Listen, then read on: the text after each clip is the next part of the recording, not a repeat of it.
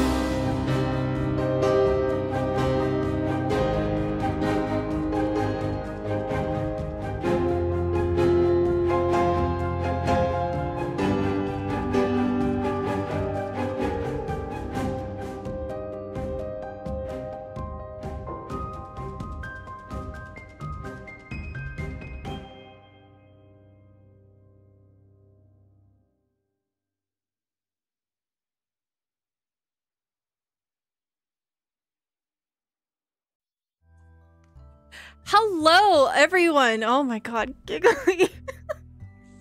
Thanks. Yeah, for context, Giggly's captioner just says booba booba booba booba booba booba. Hi everyone, welcome to Unbound. This is our original homebrew campaign that uses adventures from Uncaged Anthology. Uncaged Anthology is a collection of myth and folklore themed modules that subvert tropes around mythological beings and creatures that are women. We are also featuring the Scholar class by Benjamin Huffman, both of which are available for purchase on the DM's Guild. Shout out to our Patreons. Without your support, none of the things that we do here would be possible on the channel. Thank you so much for all of your help.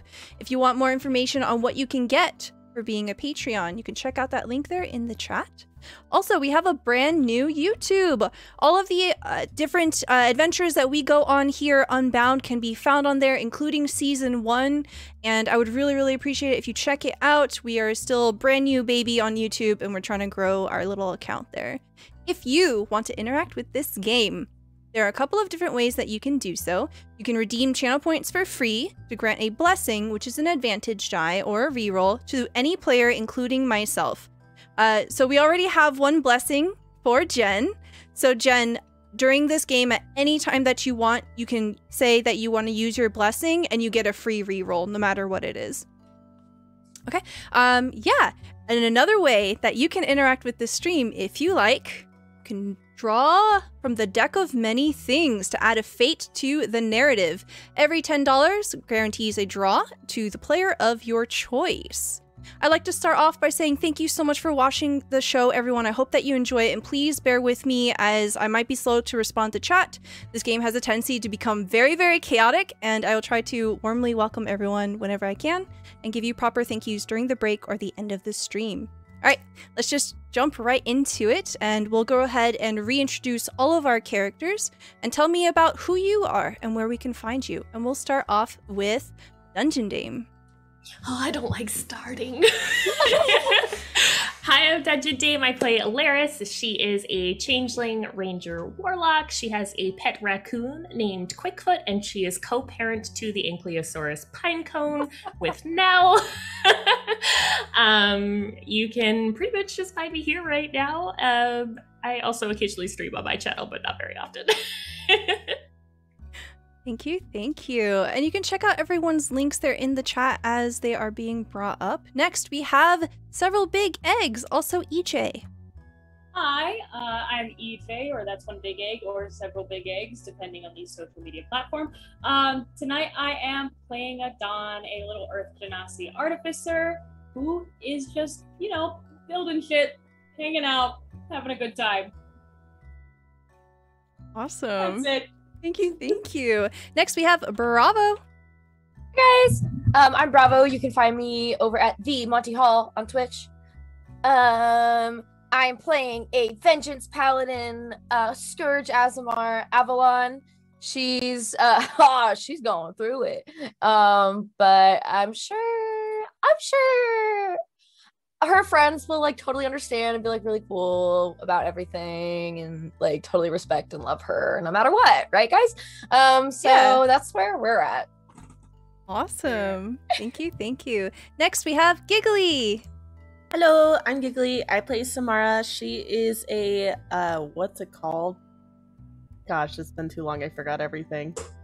Monk? He is a tiefling cleric monk. Got it. Yeah, and right now she's just super depressed because her girlfriend left her. Damn. Yeah. Yeah, feels bad. It really does Left suck. you, and then there was like a freaking ambush, and like gods are dying. Very terrible timing. Gods are dying. Super cash. Yes. A big deal. All right. I feel like that's the vibe though of like our group, because they're not, like all the Tartarus gods already died. We already been through it, and then all the Olympians are like, we're dying, and it's like, oh, dude. That's crazy. Anyways, crazy. Quirky. Yep. Don't kill our characters, Stella. We're We're just quirky. Oh. Okay, no promises. Why don't you tell me about who you are, May? Well, I'm May. I play Nell. She is a 2'9" halfling scholar chef, but also a Twilight Domain cleric, guardian of Nyx, the goddess of night, and also co-parent to Pinecone, which I guess she's probably feeling a little bad because she's been a little absentee parent for the last couple years, being out in who knows where. She doesn't know where. It's fine. It's fine. And I'm May, and you can find me on the internet, mostly here. Yeah, because, my Twitch exists. It's a thing. Yes, and you can find that link there in the chat. And today, as you may notice, there is someone very, very special on the screen. Why don't you tell us about who you are, and you don't have to worry about your character just yet. We'll get into that in the story. Jen! Oilers. Hello. I'm Jen. You can find me on Twitter at JenPeg. And here, hanging.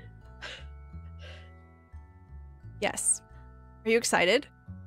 I am very excited. Oh my god. As So excited. as an artist on Uncaged, I'm super excited to be playing this. Oh, it's gonna be very, very good. All right. So tonight, well, I should give a little recap. It's been a little while. Okay, so last session, we had quite a few things happen. So there was an ambush in Mount Olympus, and with the assistance of a very powerful spell, we were able to whoosh away to safety with all of the different Olympian champions that were with us. And we went to Moontown. We explored a little bit of Moontown last session, and we found that it was very, very developed in the last 2 years that the party has been gone from their sanctuary. And there you were able to meet some of the different champions and spend some time with them. There was a public service announcement at the fountain, some thaumaturgy to use like a megaphone, and some nervous laughter, and it was very heated stuff.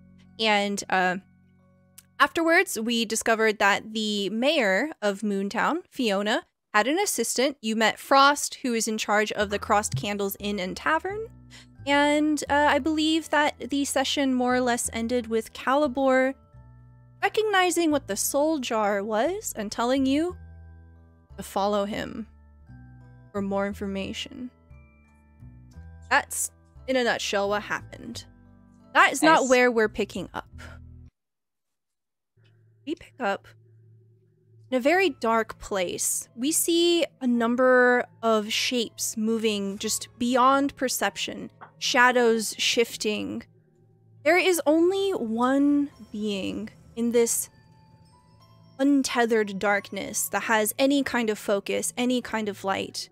They are a being of pure moonlight. We see the vague shape of a humanoid, long flowing hair that defies gravity, just wisping in the wind though there is no breeze. We see eyes that are like starlights. And behind them is the outline of a broken chariot. You see bodies of horses that have been slain, their wings broken, feathers strewn about. And as they are hunched over on their knees, struggling to keep themselves up, darkness pouring out of their mouth as they bleed there, dying, they look up at their killer. And they say, I would have never expected it to be you, of all people. As we look, following their gaze, we see a towering figure, someone made of black fire, their features completely obscured, indiscernible.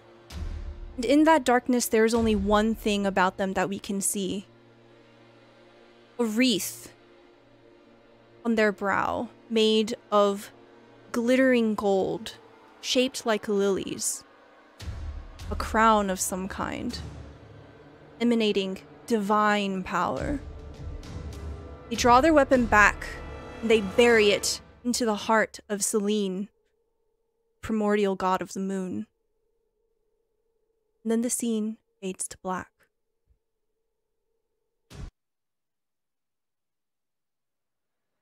Calibor has left the Crossed Candles Inn and is currently making his way towards the center of Moontown. Do all of you follow as a group? What does this look like? I'm right on his heels. So where are we going? So are you going to take us to... What does this have to do with the soul jar? Where exactly are we going? Are we going through a portal? Are we walking? Alaris has a ship. Doesn't have it right now, but has it somewhere. We could get that. Do you know where we're going? So the camera fixates on this god. How tall is he? I need 8 feet tall, 9 feet tall. I remember 9. Okay, God, I feel like he gets taller every episode. taller. I do remember 9. I You think gotta go we'll keep it at 9, right? All right, guys? 9. Cool. Right, you're 6, he's 9. Makes sense. Okay. So we see that this tall, lanky figure with very, very structured features. We see like shorn blonde hair and like just like a shadow of a scruff across his cheek. He is wearing tatters of purple robes, and in between the different cuts of it, we can see that there is a hard body underneath, not made of flesh, but of stone. You can see a soft orange glow coming from his very core, where a literal core of power more or less powers him.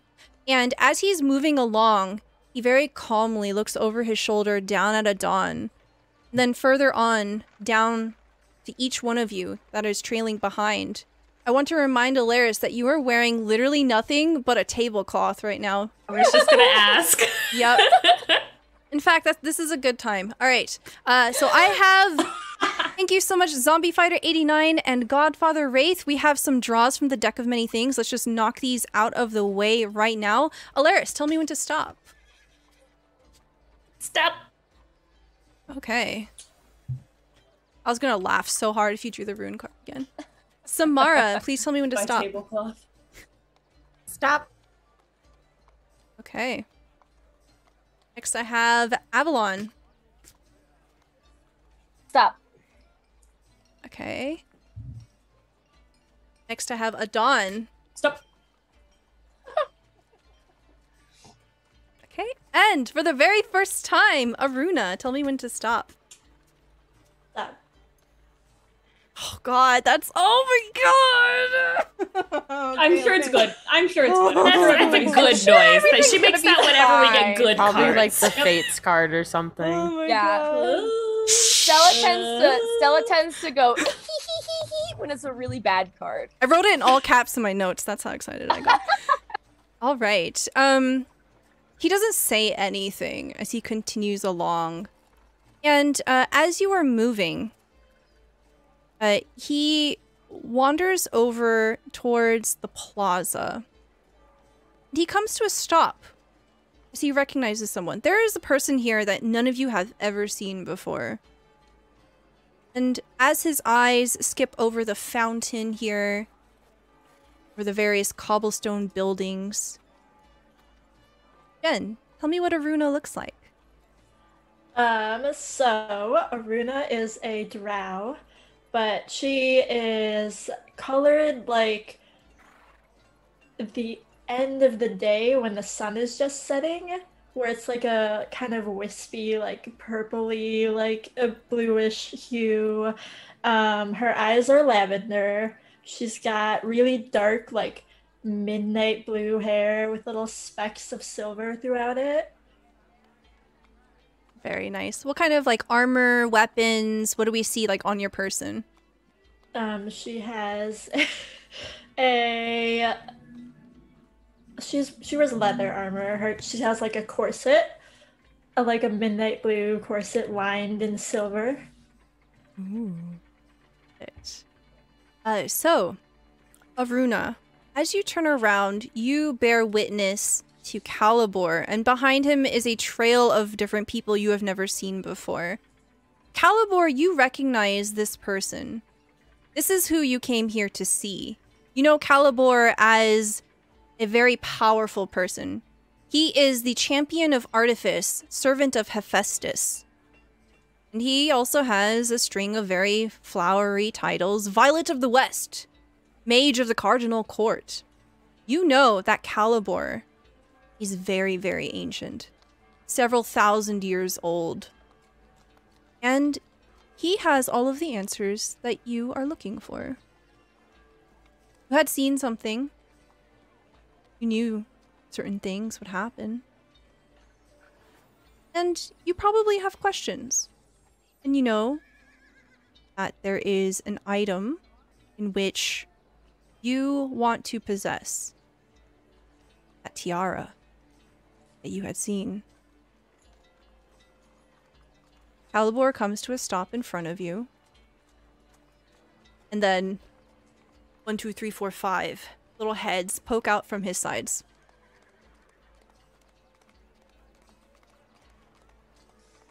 Aruna?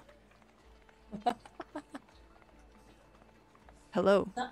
I whispered to Calibor, that's not a room. That's a lady. That's not a room. Calibor doesn't even look at you. You see Calibor just like roll his eyes. Calibor?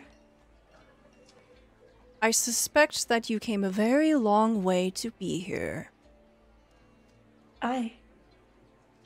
What is it that you... I suspect you might have an inkling why. Yes. He raises an eyebrow and looks over to Adon and says, "You will have your answers shortly. This requires immediate attention." Are this or her this? I never know how to respond to Adon. Why? You know what? He just like looks away from you and he looks at Nell and he says, "This is Aruna. Please introduce yourself." Oh, I wasn't even in a I'm Nell. And these are champions of Hecate. And this is Moontown. Welcome. Hello. I'm Maduna. I'm a champion of Saloon. Nell like takes a step. Am I supposed to know who that is?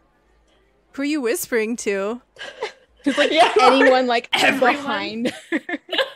No, I don't know who that is either. Champion of the Moon. She kind of like blushes like, "Thank you, I'm new." So, could I get history checks from everybody? Let's see if you know anything about this deity. History check. Avalon is stupid. Let's see what happens. Nope. Alaris with a 5. We have Adon with a 24. Samara with a 5. Nell with a 15. Avalon with a 13. Nell, go ahead and do advantage.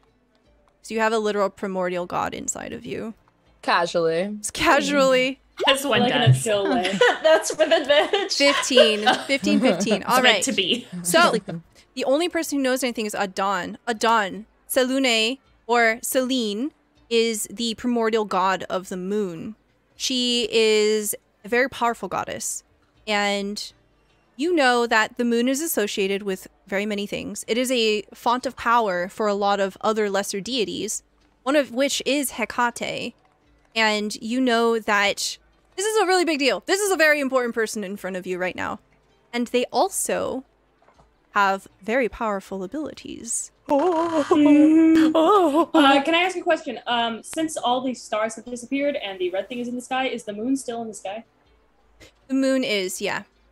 Nice. So just for a little bit of context, over the last 2 years, Aruna, something you would have noticed in the material plane is that one by one, each and every one of the stars had gone out in the night sky. And very recently, like in the last month or so, there has been a red star that reappeared out of nowhere. And it is so bright that it burns even during the day. And whenever you look at it, you just have this terrible, terrible feeling that something is going to happen.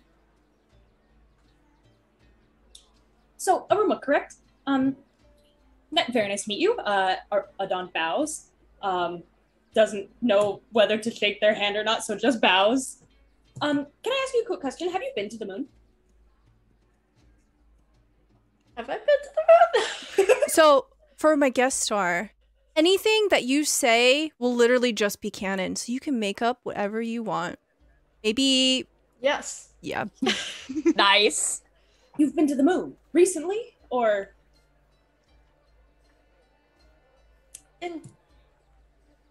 I've been to the moon a handful of times, once in passing, twice. Yes. You see Adon pulls out their notebook from their tool belt, kind of Mary Poppins style. Okay, so last time you were there was the red thing in the sky. I have kind of turned my back on the rest of the group and is just talking to Aruna at this point. Evelyn slowly turns and looks at everyone else like. Alaris readjusts her tablecloth. Yeah, so what you see here is this Earth Genasi in front of you has a notebook. You see a towering person wearing a gambeson, right? And a wolf mask. You see a humanoid. I don't know what Alaris looks like right now. Is it Little pointy ears. Kind of looks half elfish, probably. Wearing literally just respect. a tablecloth. Literally a tablecloth. Covered in tattoos, though. You can see lots of tattoos. They all look like a map. There you go. Then there's a really fucking hot tiefling there. Mm-hmm. And then an adorable halfling. So if you can go to the moon, can you also go to that red star in the sky? If that showed up after I had last visited the moon. Oh. Okay. Well, maybe we can go back. And at this point, Adon notices that they have kind of taken Aruna away from the conversation. Sorry, these are my friends. And I'm Adon, by the way, and I bow and I step back. I love that Adon started the conversation with that and then said it again at the end.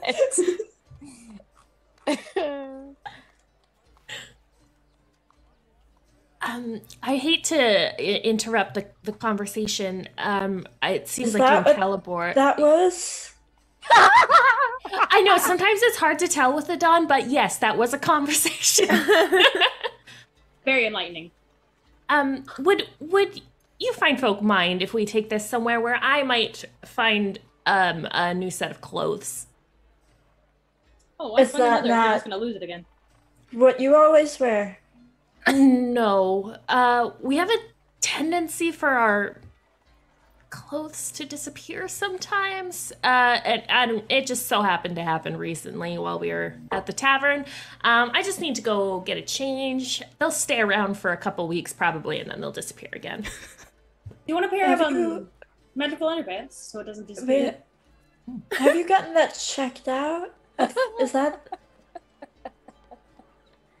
I'm not sure who to go to about that. Me! I just put your hand down, Adon. I just realized we kind of let that happen. We never quite found the source of such things. You're just like, yeah, this is happening. We're like, all right. Why have we never quite? I'm not the only one this has happened to. Your DM starts sweating. Must be some primordial chaos god out there that is just popping their head in. And their name is Chat. So, do any of you guys know what happened to our stuff? Like, What's up? the last 2 years? Like, our things? Oh, I know where your things are. Oh. This way. Oh. Then I go. All right. So the party begins to move towards what used to be Avalon's cave. And as you are moving, Storage Calibor closet. is trailing behind the group very slowly and makes a gesture for you to come along, Aruna. And as you are walking, so you had come here to seek information from Calibor. You were able to... Actually, roll me an investigation check. Let's see how much you were able to piece together by yourself with this mystery. Oh, good. I have a 0 in investigation. It's gonna be Love fine. that. All right, a Not bad. 12. Not bad, not bad. So you were able to put together that there were a couple of things here at play. You, as a champion of a primordial god, know that there is something called a mandate of heaven. There is a prophecy. Ooh, thunder in the background. There is a prophecy that when the throne of Olympus is up for grabs, something called the diadem of Hera will spawn in the spring of divinity. Whoever wears this diadem will be crowned the ruler of Olympus. Do you recognize this crown, this diadem? You had a very, very vivid imagination of it. As the group of you are moving, as you're looking over the different people in the party, you start to get different feelings from them. Tell me what it looks like, if we see any magical effect, or how Aruna is able to process different omens that loom up and down. So Aruna has lavender eyes. What happens is you see what essentially looks like when fog rolls in, like, happen over her eyes. Oh. This is so cool. I love your character so much. Oh my god. Oh, her eye. If you look into her eyes, it looks like a misty, like, foggy night. Yeah. So, for you, Jen, you have limited prophecy powers. And as such, I have DM'd you the different omens that loom over these party members Oh my god. based on the Oh my cards they God. have drawn. Oh my god. So it's totally up to you what you want to do with this information. Yeah. So what does it look like? Oh, actually, no, we won't spoiler it. You can bring it up as you like. So you see that there are energies that hang around Alaris, Samara, Avalon, Adon, and yourself.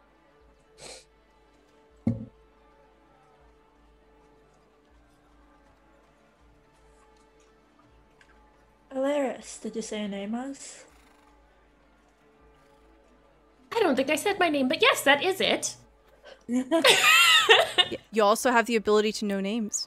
Yes! It's attached to the What it omen. is, yeah. It's just, you see it hovering above their head like a Sims character. Yeah. Like You're in health Minecraft. Yeah. At the level, how much they Yeah. need until they level up. How much HP they have. Oh Yep. gods. I'm just like, it seems you'll be coming into some sort of misfortune in the near future.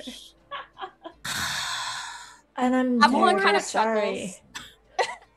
The one that can't help but chuckle a little bit. How far away are you from Alaris, Avalon? Just out of, arms Oh, we're right reach, next to each or- other. Oh, We're right perfect. next to each other. She's gonna kick you in the shits. Oh, baby. Me and my steel plate didn't feel a thing, but I'm sure I got the message. Yeah, just enough to Still laughing. you felt it, but it didn't hurt.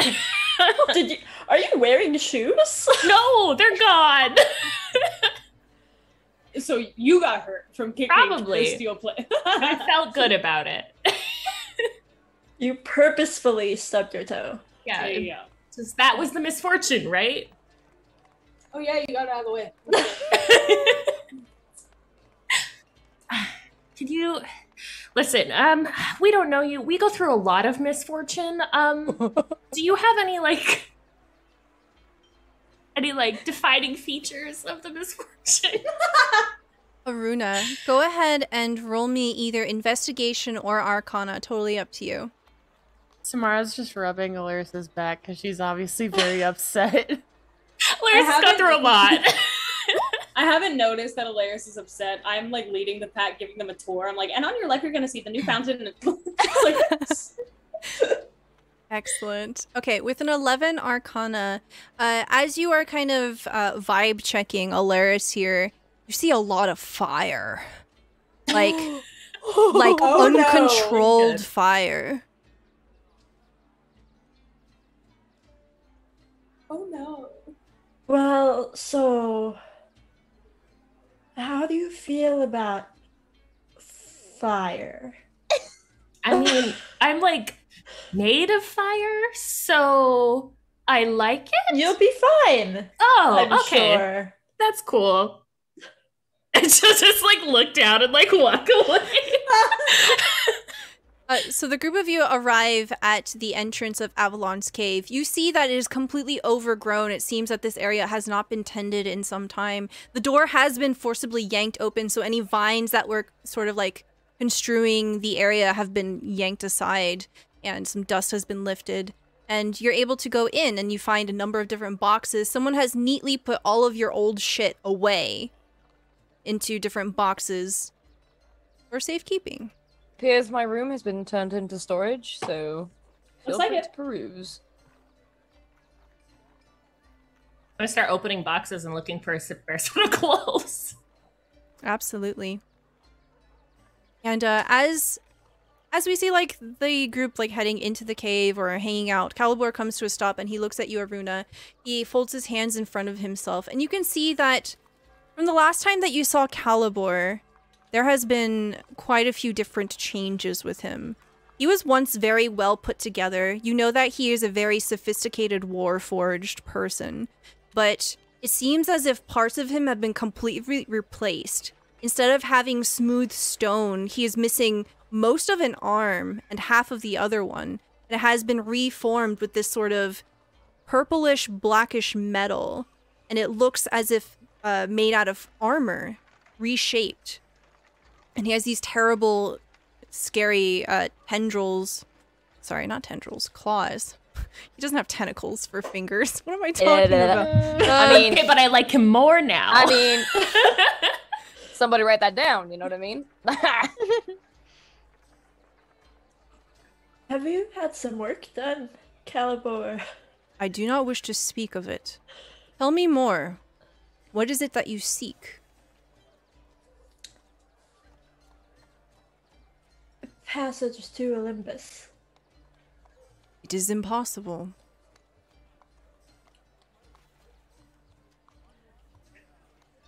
I do not believe that anything is impossible. Calibor, it seems you've gotten jaded. His jaw tenses minutely. He stands a little straighter. There have been a number of events that transpired that you might not be aware of. Olympus has been taken. Gods are being slain left and right.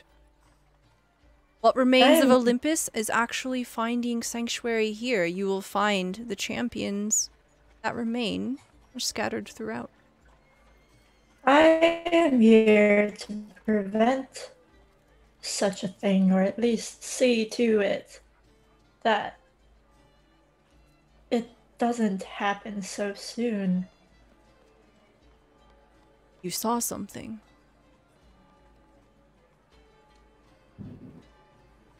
I see many things. You are speaking in riddles again. Ah, you've caught on. He smirks just a little bit. I can't help you if you don't give me anything. Saloon isn't. She hasn't been taken just yet. That is good news.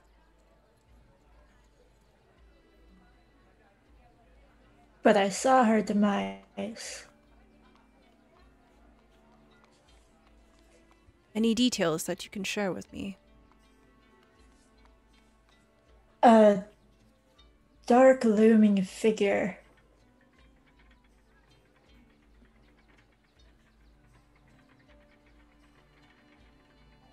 The details are fuzzy at the moment.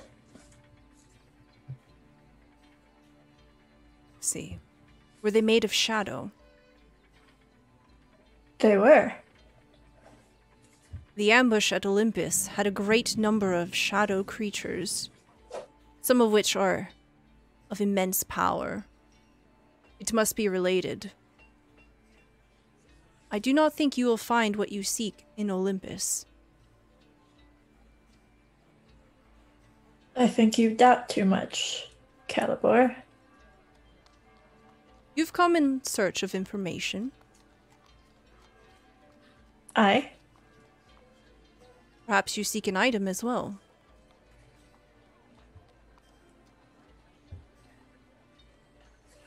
I know of no such thing, Calibor. All right, then.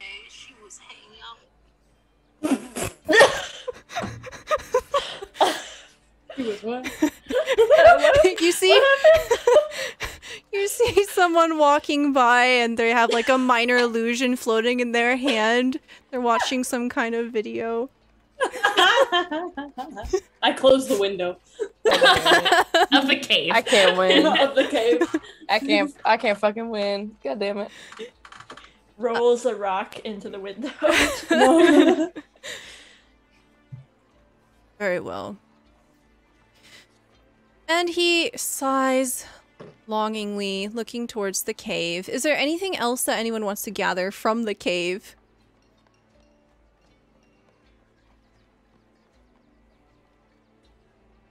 No. All right. As I'm he, Alaris has moved to the corner, like behind some of the boxes to reclothe. okay, yeah. What do you look like when you come out? Well, seeing as this is her clothing from 2 years ago, she is currently wearing a red short cropped jacket, a bit of a corset, and some lighter style clothes, which looks very weird to you folk now because she was wearing all black strappy stuff before, and she is currently not wearing that.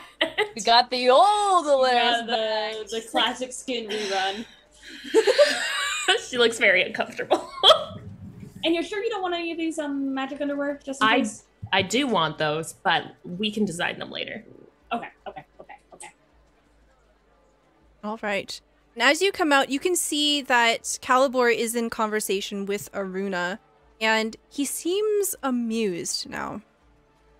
His previously stoic and cold exterior has thawed a little bit. Game face, Calibor. We got stuff to do. He looks to you, Adon, nonplussed, and he says, "Gather the Olympians. We should have another meeting." All of them? All of them. What? Okay. Wait, can I ask what the meeting's about? Well, Aruna here wishes to seek passage to Olympus. There is something that compels her. She does not seem to wish to share all the details, and that is fine. It is of no concern to me. Ah, but I love magical things. I If we would go really back to like Olympus, know. we can get my boat! We can get your boat. Calibor, Calibor face palms. We are not going back to Olympus. But you just said she wanted to go back to Olympus. To get a thing. And I could get my thing. It's a very big thing. I need the thing. Seems I need you my have book too. interest within It's eons Olympus old. Calibur. Why not go? He turns to Samara and he says, "Can you please advise them that this is a terrible idea and that I was hoping that they would advise our new companion against it?" We got out last time. We can get on the boat and then I could like teleport us out. It'll be So fine. easy. So easy. Fine. Is there Mel's something? gonna like tug his sleeve. Be like, Yes. it'd be quicker if you just give in to them now.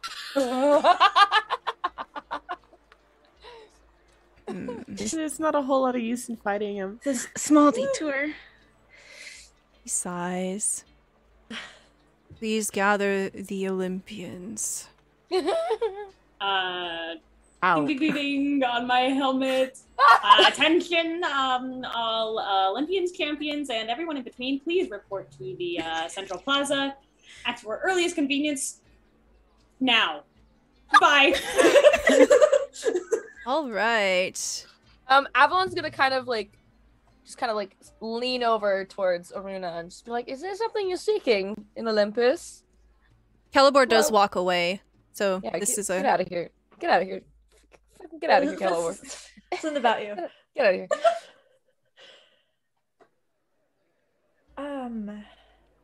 Information about a way that I could help my goddess. For she is not yet dead. That's good news.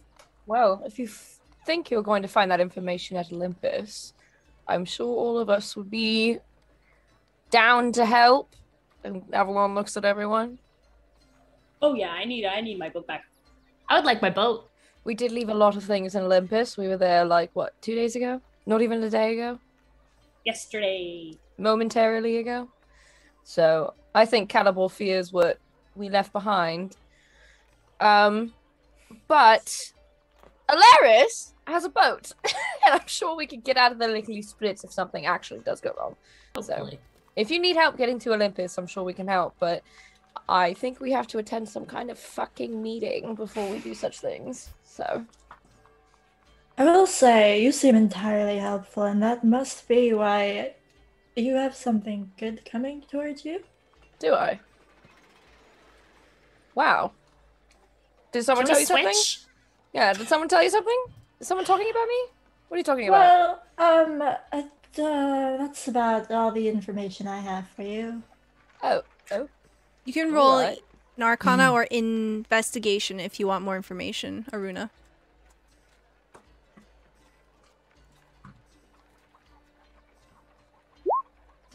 Nine. Okay. So all you're able to really glean is that something valuable is going to come into Avalon's possession. It's something of value. Fantastic. I can replace my armor. A book. Would a book really be valuable to me? Yes. Because you value seeing your friends happy, and I need the book. Should go get back on your PA system. Don't you have the meeting to go to? Attention, if you're not already in the courtyard, please go to the courtyard.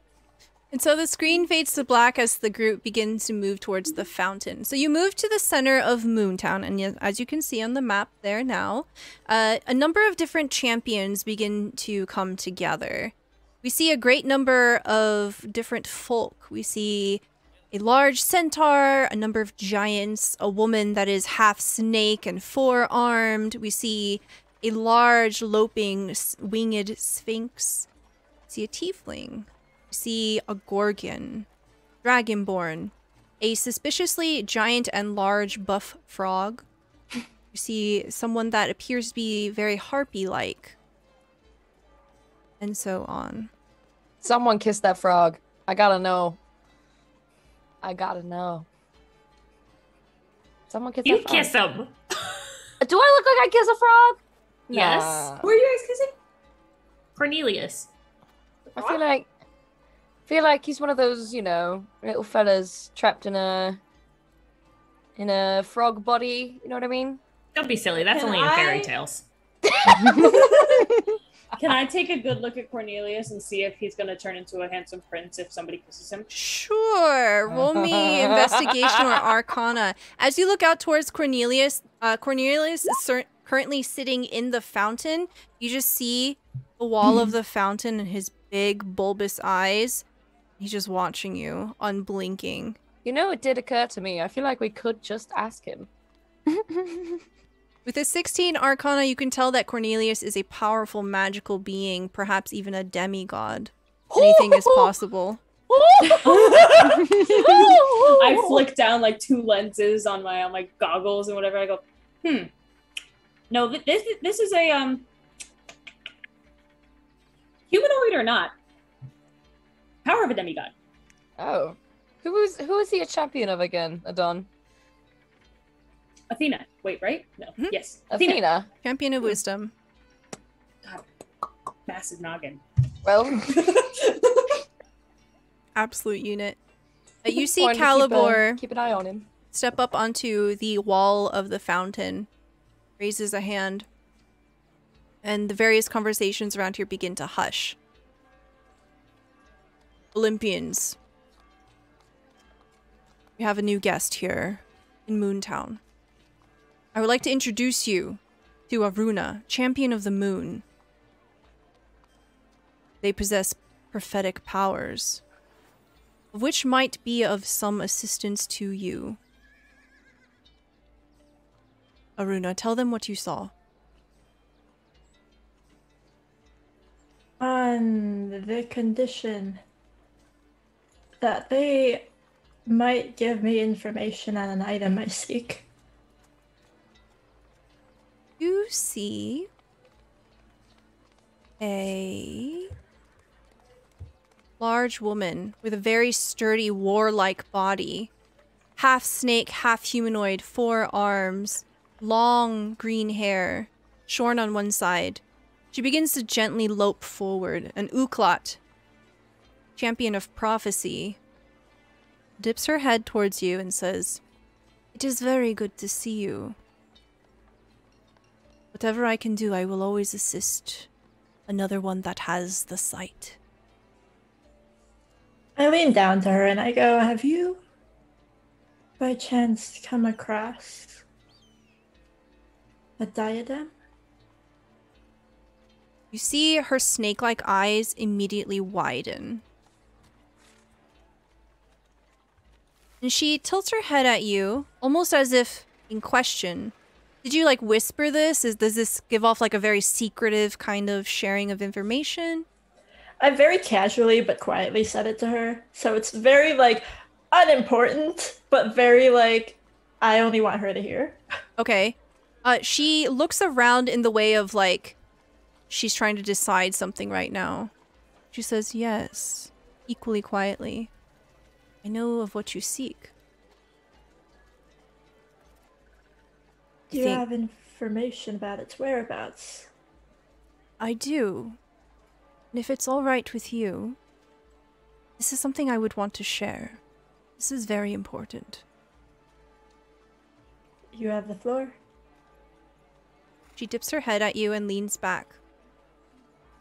"Fellow Olympians, this one, gifted with sight, has seen someone with the diadem of Hera.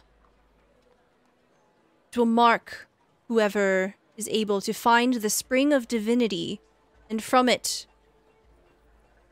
earns the crown, is crowned ruler of Olympus. The mandate of heaven has begun. There will be a new Hera." And all of a sudden, there's a hush over the area. You see Gomar, champion of rage, this large, hulking, grizzled centaur, puts his hands on the hand axes at his sides, and he looks over across the fountain towards Aethild, champion of sanctuary. He tosses his head cultishly. You can see that there's bloodlust in his eyes. Damn it.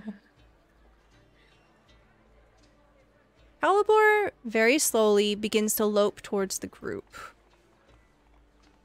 As Uklat says this, and he says, "Watch your back. This is not going to go well."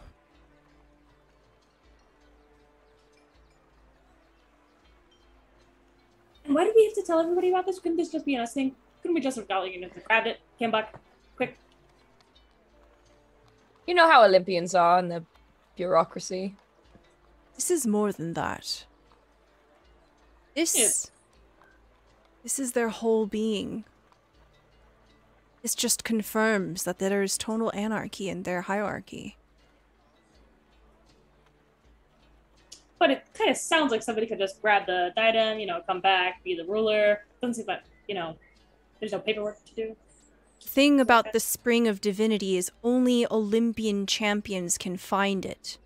Oh, okay. You can see Adon immediately just gets completely disinterested, doesn't really care anymore. Oh, okay. So, Calibor, I have a question. What is it? What exactly are you proposing without proposing anything? Are you saying we go fetch this item and then give it to whoever we like, or are you just going to let them fight over it? What's your plan? My plan? This doesn't concern me, but I'm sure it will be of interest to you. And he, very casually, steps past you and begins to walk south. To me? We have a jar. We gotta learn stuff about this jar, Calibor. Where are you going? And as you turn to look after Calibor leaving, all of a sudden you hear a crack of thunder rolling overhead and a scream as Gomar buries his hand axe into Wyna's throat. And she dies. I shoot him. No, what? Oh, wait, whoa. Oh my god. What? Oh my god. That escalated quickly. I'm gonna need everyone to roll initiative. Make sure you select your tokens. Rip my night. Winna crumples over, dead as fuck. No, like making death saves or like full dead. Dead. Fine. Anyone Death so saves. She has a strong neck. We believe in her. She got a really strong neck. Literally the champion of Zeus. They can't go down. Yeah, that when you're a quickly. champion of Zeus, you actually have like 2 extra arteries. So like, God, we're so dumb. 2 extra necks. All right, hold on. I have to roll so many initiatives. Should I just do them all at once? I don't like that either. that'd be fun. I think it'd be fun. Okay, I'm Cassie just would think gonna it'd be do. Hold on. Does anyone remember how their characters were? Because I don't. No. I do, baby. Oh my god, no. Oh no. I have played so much D&D in the past couple weeks. All right, they're gonna go in 2 different groups. Let me make sure I have it. 1, 2, 3, 4, 5, 6. Perfect. They're gonna go in 2 groups. It seems very clear to you that this new information has upset some people. They will be one group, and then everyone else is the other group. Now, here's another option. We could just sit back and let them kill each other. This is true. You can. Just saying. All right, top of the order, we have Adon. Okay. Yeah, you see blood spurting everywhere. You see just immediately, my little spider friend crawls out of my pack, and then I use my bonus action and I toss down like this little metal disc, and this humanoid robot shows up on the floor next to me. I got 2 tokens for this. And then I am just immediately going to run. I can make it up to here, and I'm gonna cast Cure Wounds. Cure Wounds. Okay. What it looks like is I take just a straight up like syringe of something or other and just kind of stab it into them. Yeah. And then, I roll D8 and everything's good and they're not dead. They're not dead. Uh-huh. And that's plus, they get 17 points of healing from that. That's dope. Okay, they are prone. Okay, I'm okay with it. Okay. And then it's my Hexbug's turn. They're supposed to be 2? Yes, okay. There is. Okay. Oh, I didn't realize there was going to be combat right now. I do not have their character sheets out. I love that for me. I love that for me. I know they're going to take the defense thing, so this one's actually going to move right here. Okay. If anybody tries to attack Winna or me, they get disadvantage on the attack roll. I believe it is. Okay. And that's going to be their turn, I guess. Actually, this one will stay next to the friends and also do the defense thing, so they don't get hit. Very That's good. it. Thank you so much. Aruna, it is your turn. You can see... Hello. Hi, welcome to combat. Woo! Yay! All right, this is going to be very spicy. So you don't really have context to who any of these people are, but it's pretty obvious that the party that you've been walking with is very, very upset that this large giantess, very powerful figure, has just been completely gutted near death's door. Who was it that got? Winna. So Winna is the champion of order. I am unsure what's happening because I don't know who any of these people are. So I am going to manifest Echo. Oh, what? So please describe to me what this looks like. So my Echo, or the, I guess, like, almost, what is an Echo, really?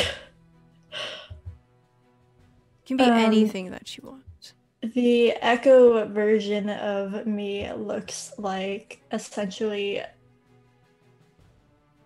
like it's made out of starlight. Like, it looks like it's formed around the constellation. My God, that's so cool. I love that. All right. So we're gonna go ahead and say that this is your Echo. Which is a bonus action to do that. Okay. Right. Does that work? Yeah. All right. So this is your shadow, or your Echo, I mean. So you should have control over that one, and you can put it wherever you want.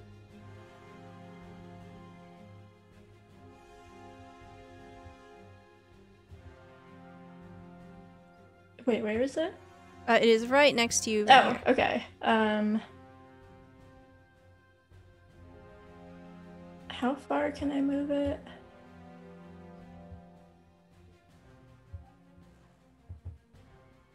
I think it can go up to 30 feet.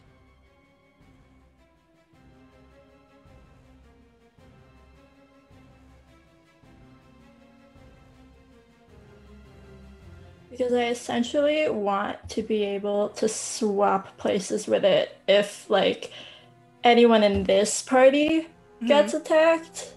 On your turn, you I can wanna be mentally at the command it forefront. to move up to 30 feet in any direction. No action required. It'll be destroyed if you ever end your turn more than 30 feet away from it. Okay. So yeah, I'm gonna move my Echo to the, like, front of the party. And hold an action.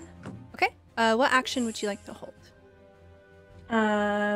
I would like to hold an attack for if someone makes a move towards the party that I'm traveling with. Okay.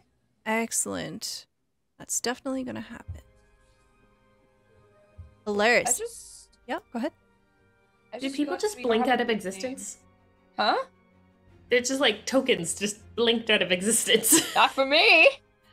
Is it your turn? It is your turn. Roll me a perception check. I don't like this. You are keen. You get to do this at advantage, in fact, because you noticed. Oh. Boop. 20. Yeah, you see that as soon as this combat starts, a few people begin to slink away. Maybe you'll remember their names and faces. Oh, I freaking know Mathea just disappeared. I was watching that bitch.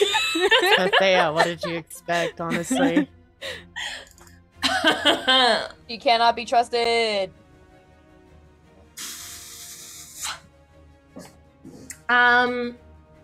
So how upsetty or how could I cast Hunter's Mark on Mathea before she blinks out of existence? 90 feet? Sure. So tell me what this looks like. So Alaris, whenever Mathea is in eyesight, first of all, she stabbed a Dawn. Mm-hmm. It's a no-go. Second of all, she stole her man. So just not a great thing. So I think this particular Hunter's Mark looks like Alaris doing this to Mathea. I love it. Okay, That's her cool. bonus action. Before she leaves, well, you tell me, I guess maybe not before she leaves, but Hunter's Mark will kind of give her an idea of where it is, I think. Did I post it? I didn't post it. Hang on. Mystically mark your query. There we go. I think it's just extra damage. It's not a tracking thing, but I think you would be pretty aware of her up to 90 feet. Yeah, you get advantage on wisdom or perception or survival check to find it. Mm-hmm. Okay, perfect. Up to 90 feet. Okay, so she's gonna try and figure out where Mathea went. Her guess is Mathea's looking for the diadem to go become ruler because she knows that's how that girl's brain works. So you're not sure why she's going, but she's going east right now. East. Okay. East? East. Alaris will mention that very, very quickly to the party and just be like, hey, our favorite blue lady just pieced it to the east. We probably want to keep an eye on her. Our favorite blue lady. So, as like this is all happening at the same time, basically, it becomes very clear that there is a divide forming between all of the champions here. There are shouts of, "I don't believe her. Who is she? I've never seen her in my life. We are just to presume that because they say they have the sight that they do, just kill them all." And then Uklot is defending Aruna, saying, "We must work together in this time. We don't have any information. This is not the way."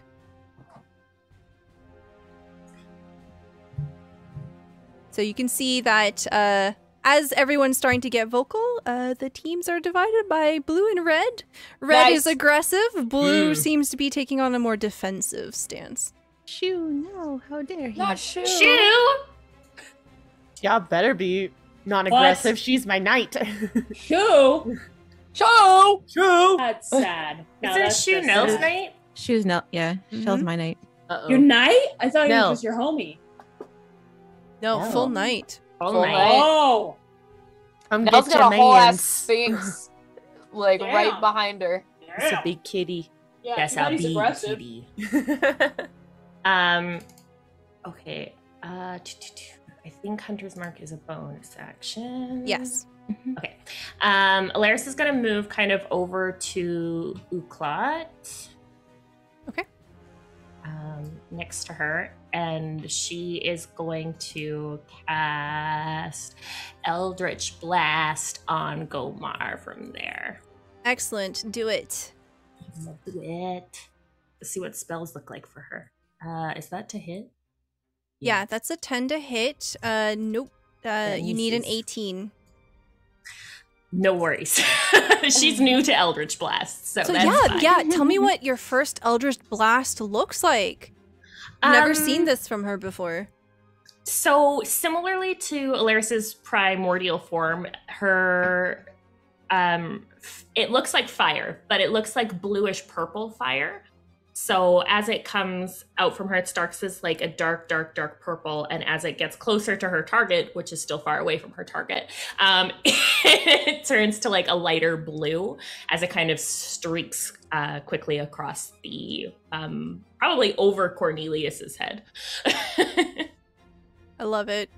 Goes wild, and you can see Cornelius's head just like slump down into the water, and he submerges, frightened. Little frog. Sorry.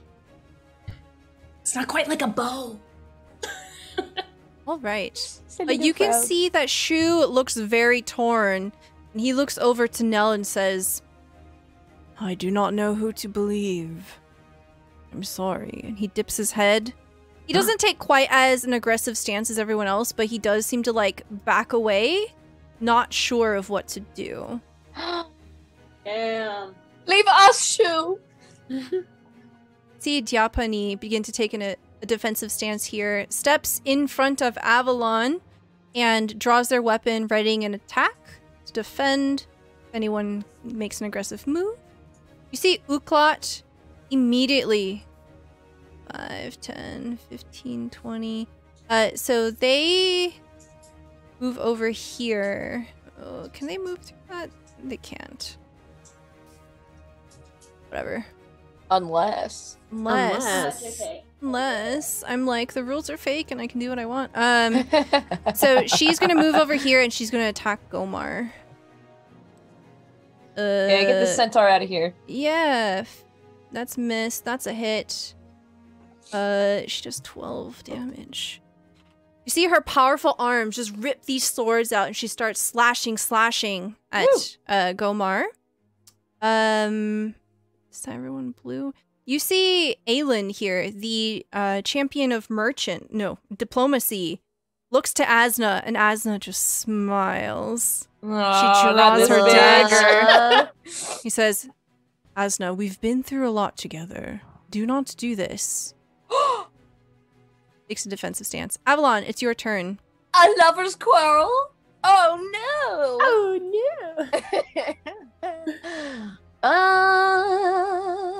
Do I want to fight a bitch?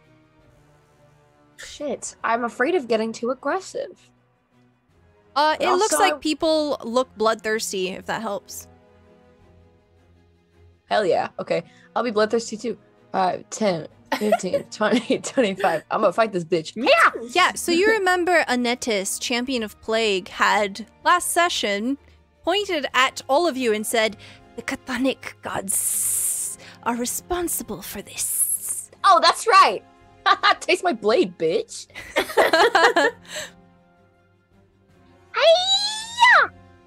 Wait. Wait. I don't have my sword anymore. That's right. I'll use my pike. Damn. Just as a reminder to my dear friends, we have a couple of different nat 20s. Avalon, you have one, and you have one blessing. If you do want to use those. I'll use a blessing. That's All right. a reroll, right? Yeah, reroll.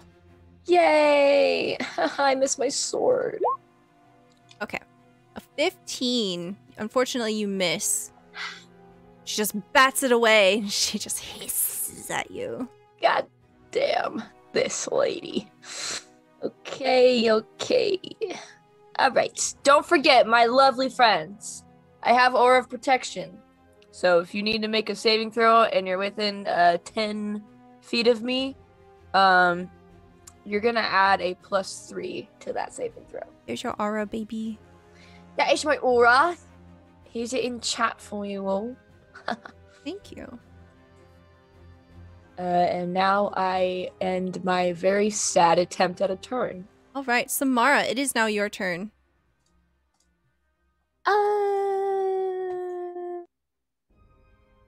Yeah, no.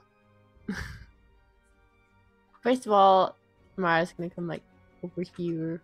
Hold on. Let me check something really quick. Okay.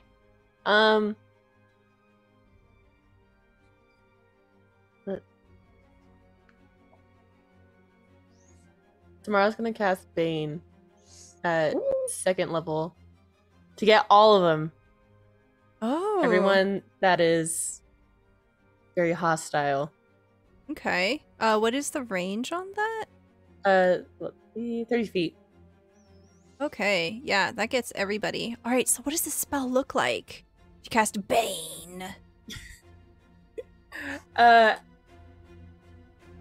I think in this case, instead of the slinky black tendrils, it's more of just as if it's like a whip to contain them. So she's kind of just like has them shooting out of her palms. Very nice. So need to make a charisma saving throw. Okay. Up to 3. Make charisma saving throws. Okay. So we'll start off with Gomar.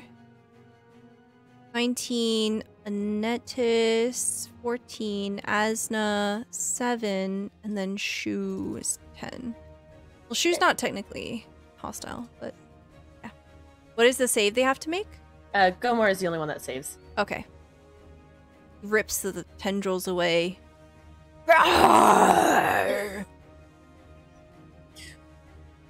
Okay. I think after that, I'm gonna cast a healing word for Winna. Okay. Very good. 12. 12. All right. She looks way better than she did when she had an axe in her throat. Okay. It's now Gomar's turn. Gomar is going to use a multi-attack. Makes 3 attacks with his greatsword. He's going to attack at disadvantage at Winna because of the hex bug. 18's a hit. No. 13. Additional 2d6 damage. She definitely has less than half. Okay. She looks really bad as she takes a very, very bad blow.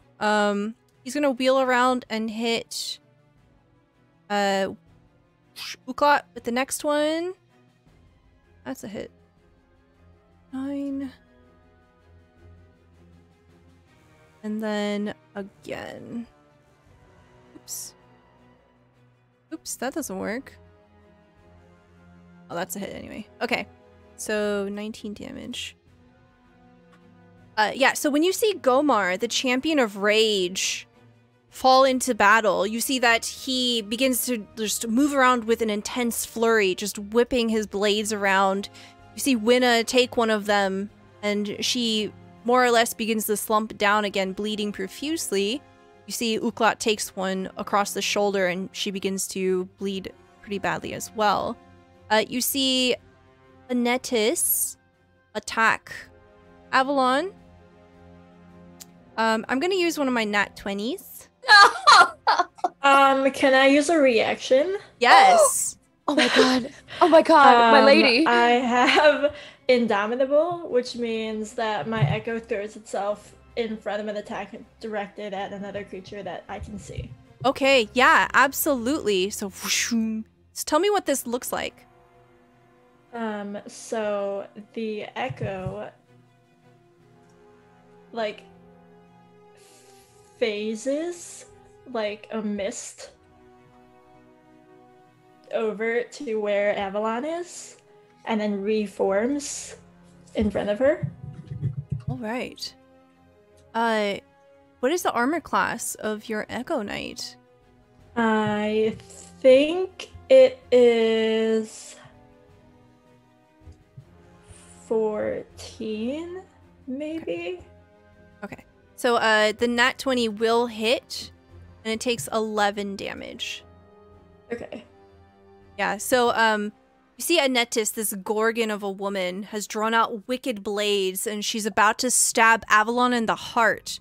And Avalon, all of a sudden, just phasing in front of you, is this vision of a runa made completely out of starlight. Evelyn's about to get attacked, and she's like, what? You can't see it, but Avalon's blushing a little bit. Oh my god. Avalon's blushing a little bit under that mask. Oh my god. Oh my god. Wow. Asna will attack Diapani. That's a hit. 14 damage. -4.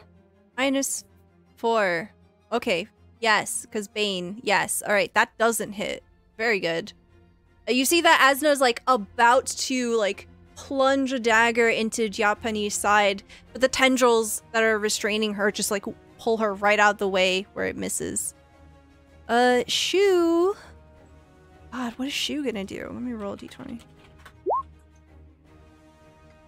Shu moves over here towards Nell and seems to be having half a mind to run away. He's just not going to do anything right now. Nell, it is your turn.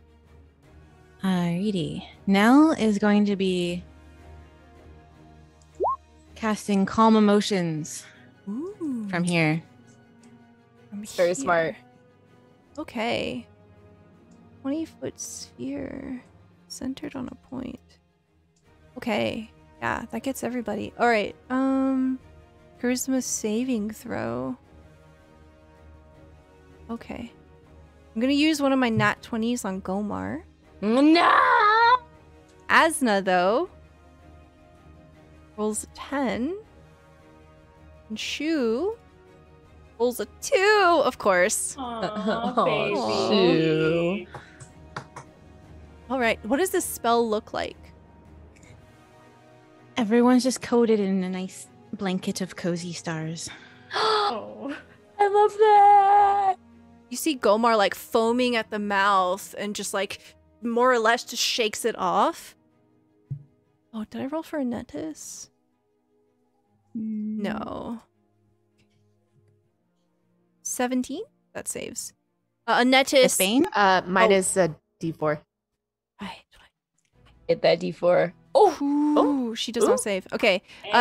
So they begin to lower their weapons. Oh, emotions. Indifferent. Hostile towards. Okay, yeah. So they begin to lower their weapons. Gomar is just completely furious and in a rage right now, though. Wow, great spell. Good spell. Anything else for you? She's just gonna like put her hand on Shu's pod. Shoe. On Shoe. Elbow. You- I don't know how high she comes up against him. Aw. He can That's probably so put his cute. chin on your head. So cute! She's gonna try and comfort him. Yeah, he like lowers his head and like lets you have access to the front of his big lion face. And you can see that he lowers down onto his haunches. He definitely disengages from any kind of hostility. Is there anything else that you wanted to do? That's it. Okay. Adon, it is your turn. You can see that emotions are beginning to quell except for Gomar. Gomar looks like he's ready to fight to the death. Oh yeah, and except for me too. You're gonna kill it. I'm gonna kill you. Jesus Christ. Okay. I'm gonna shoot the motherfucker twice. With your gun. With my gun, dude. With your D&D gun. Okay, 16 is a miss, 20 is a hit. Do I have any blessings or nat 20s? I can tell you in 1 sec. You have 2 blessings, 0 nat 20s. Cool. I'll do a blessing on that first attack. Yes, re-roll for me, baby. That's a hit. 2 hits. Fuck yeah. Okay, cool. That's 13. Very good. that's 24 damage, baby. Wow. I'm gonna just shoot him twice, and then I'm gonna, everybody's favorite spell. I'm gonna cast Sanctuary on Winnow. Get that spell off of your spell Stop sheet! it! You're gonna log into your computer and take that off. I swear. And honestly, at this point, it doesn't even look like Adon is using any kind of magic. They kind of just throw themselves in front of Winna if they can do that. Winna's prone, so I'm just gonna kind of like get right up in there, body block them. Jen, Dawn has almost killed themselves twice with this spell. Now almost 3 times probably. Yeah, it's coming up. They would It's on its die way back. otherwise. They would have died otherwise. It was Winna the Just so first you time, know. wasn't it? Second time it was One of the Winna. second time. The It was finger you the of first time now. doom. It was Yeah. Finger of Doom. Yep. Yep. Okay. Yeah. Okay. And then you One of just these put days. yourself in between Gomar and Winna. Gomar. You put yourself between Gomar. You're That's okay. fucked. I'm gonna have so much fun with this. Thank you. I'm not reviving you. No, I'm kidding. I will, of course. He killed my knight, dude. What am I gonna do? He's the He's first alive friend still. I made that's not in the party. I Just love so you how all know. like the knights are deathly Have a loyal treat. to you. Adon is deathly loyal to their I'm knight. basically the Winna's knight. Yeah. Aruna, it is your turn. Is Gomer the only one that's being super hostile right now? Yes, everyone Mhm. else seems to kind of like more or less zombified. Just very neutral. Okay. Seeing everyone else attack Gomer and seeing Adon being super reckless. Yeah, Yep. they're basically rabid, like fully, not in a rage, but foaming at the mouth as well. Can we even Like a little see scruffy Adon's dog. mouth though? Like, don't they It's have a mask weird. You on? see like this like liquid like dripping underneath the helmet. It's kind of nasty. Like turning into mud as it drips. Yeah. Yeah. It's just drool coming Like, out. are they It's really sweaty or did they like vomit in there? Or something? There's like little vents on the side, and you see like small Oh, little no, it's spittles just come out of seeping it. out. That's exactly like, what it is. Not pretty. So that's the worst. I'm going to pull out my longbow and shoot Gomar because he needs Yes. to chill out. He does, absolutely. Give me some rolls, baby. A four. Does that hit? No, his armor class is 18. But I can attack again though. Yes, do it. Oh no! I think like your aim is on point, but he is just in such a frenzy. He literally just like bats the arrows away. Who would have thought? Well, that's really rude. It is super rude. Holy- That's Super rude rude. and fucked up, honestly. Yeah, yeah. He should probably like die or something. Apologize. Yeah. Probably, yeah. Apologize. Anything You else for should. you? You Sorry. should turn around and apologize. Can I use a reroll? Yeah, absolutely. You have because one blessing. I really want to. Yes. Oh! That's a nat 20. That's what we like to see. Let's go. Hell yeah. Roll me some damage. That absolutely yeah. fucking hits. Oh, baby. 16 Ooh, damage. baby. Very One good. shot, 16 damage. Where does this arrow land? It doesn't kill him, but it really fucks him up. Right, it lands like right in between his shoulder blades. I imagine he's not facing towards me, so like right in between his shoulder blades. And he goes, "Rah!" You see spittle and just blood flying everywhere. Yeah, very good. Oh, what a great blessing. That was really good. Alaris, it is now your turn. Okie dokes. Well, Alaris is going to cast Scorching Ray. Ooh. Let's see. Okay, hang on. You create 3 rays of fire and hurl them at targets within range. They're all going at Gomar. So, Okay. Let's see if any of them hit. Go, Mar. More like go away. God. Got him! Got him. Wow. Okay, you said it was 18 his armor class, right? Yes, 18. 20 is a hit. 1. Can you roll again? That'd be really great. Thank you. And that 20 is a miss. Miss. Do I have any rerolls? Let me check for you, BB. Okay, please, thank you. You have 1 blessing, 1 nat 20. I'll use a blessing, please. Okay, reroll for me. A boop. 12. I'm sorry. You only That's get okay. 1 hit. But as you do, hold Oh? on. Oh no. I'm looking for the button that goes off. Alaris, as you are summoning fire, what does this spell look like? Oh no. Oh. Scorching Ray looks like fire starts in Alaris's core and seeps out through her arms down to her fingertips, and it blasts out in the purpley blue colors, just straight from her fingertips. And now she's going to be engulfed in flames. Okay. So you remember how I said something bad was gonna happen? Yeah. Listen, all Alaris is fire. So, as you are casting this flame spell, you are reaching for a power that was not there 2 years ago. You are activating some part of you that is maybe primal, maybe ancient, maybe a little damned. And as you do, you feel an intense emotion. This can be any emotion you want, but it consumes you. Oh no. I'm gonna tell you right now, it's guilt. Oh. Your guilt is burning you alive. You have drawn the Flames card. You have a very powerful patron. And you can tell that they are pulling their strings on you at this moment. They feel you reaching for that power and tapping into it. Their claws dig deep into you. I'm gonna make you roll me a 1d100.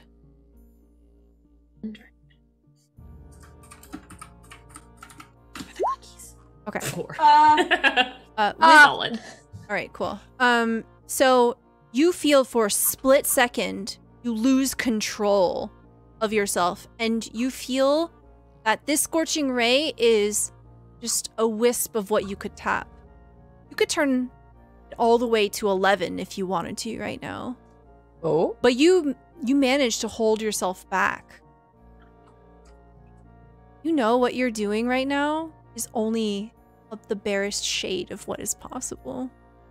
If you wanted to go a little more dark side, you could totally. Join me, Alaris. It's fun over here. This is just a tiny, tiny flicker of fire. You could raise a firestorm if you wanted. So there's a lot of things going on through you as you cast the Scorching Ray. It hits. It does 5 damage. Not a big deal. The weight of it was more than just a cantrip or a spell. This is dangerous territory. I think she liked it. Oh, yes, that's what I like to hear, baby. All right. So you cast your spell. It hits. Gomar screams. What else would you like to do?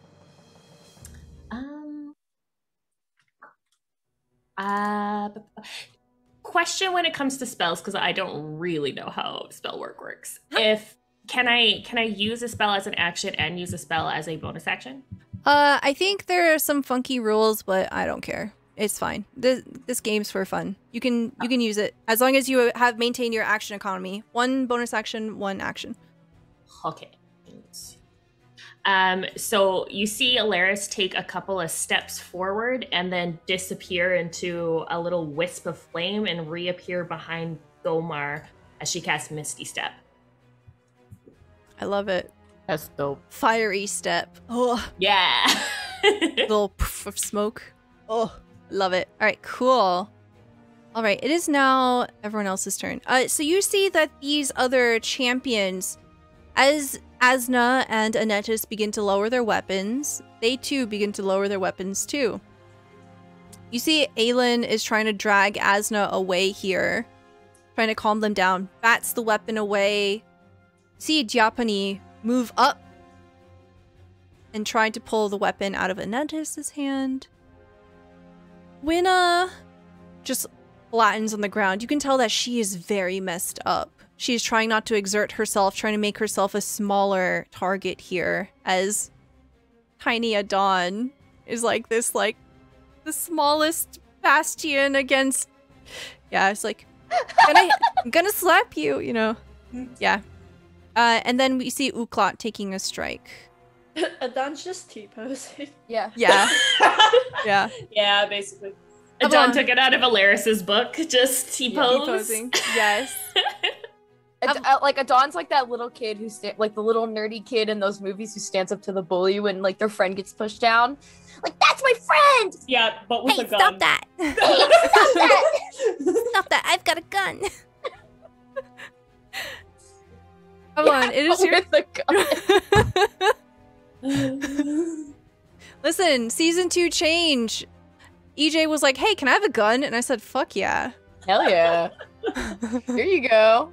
Thank you, Stella. Welcome. I love you. Avalon, it is your turn.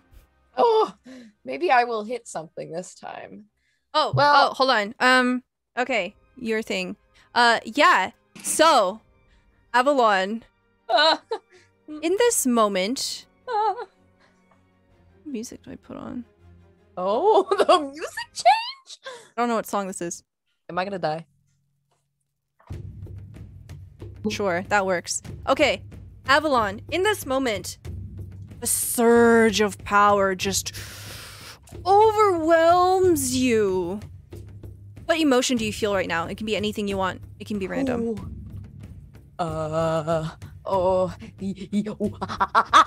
I feel Excitement. urgency.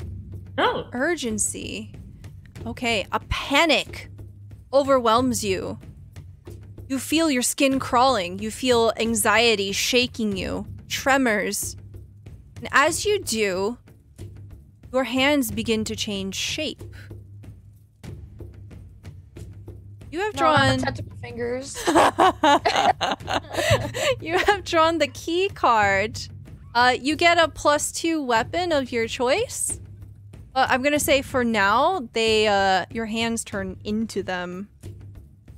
What weapon is it? Is it tentacle fingers? I just pictured your fingers turning into keys.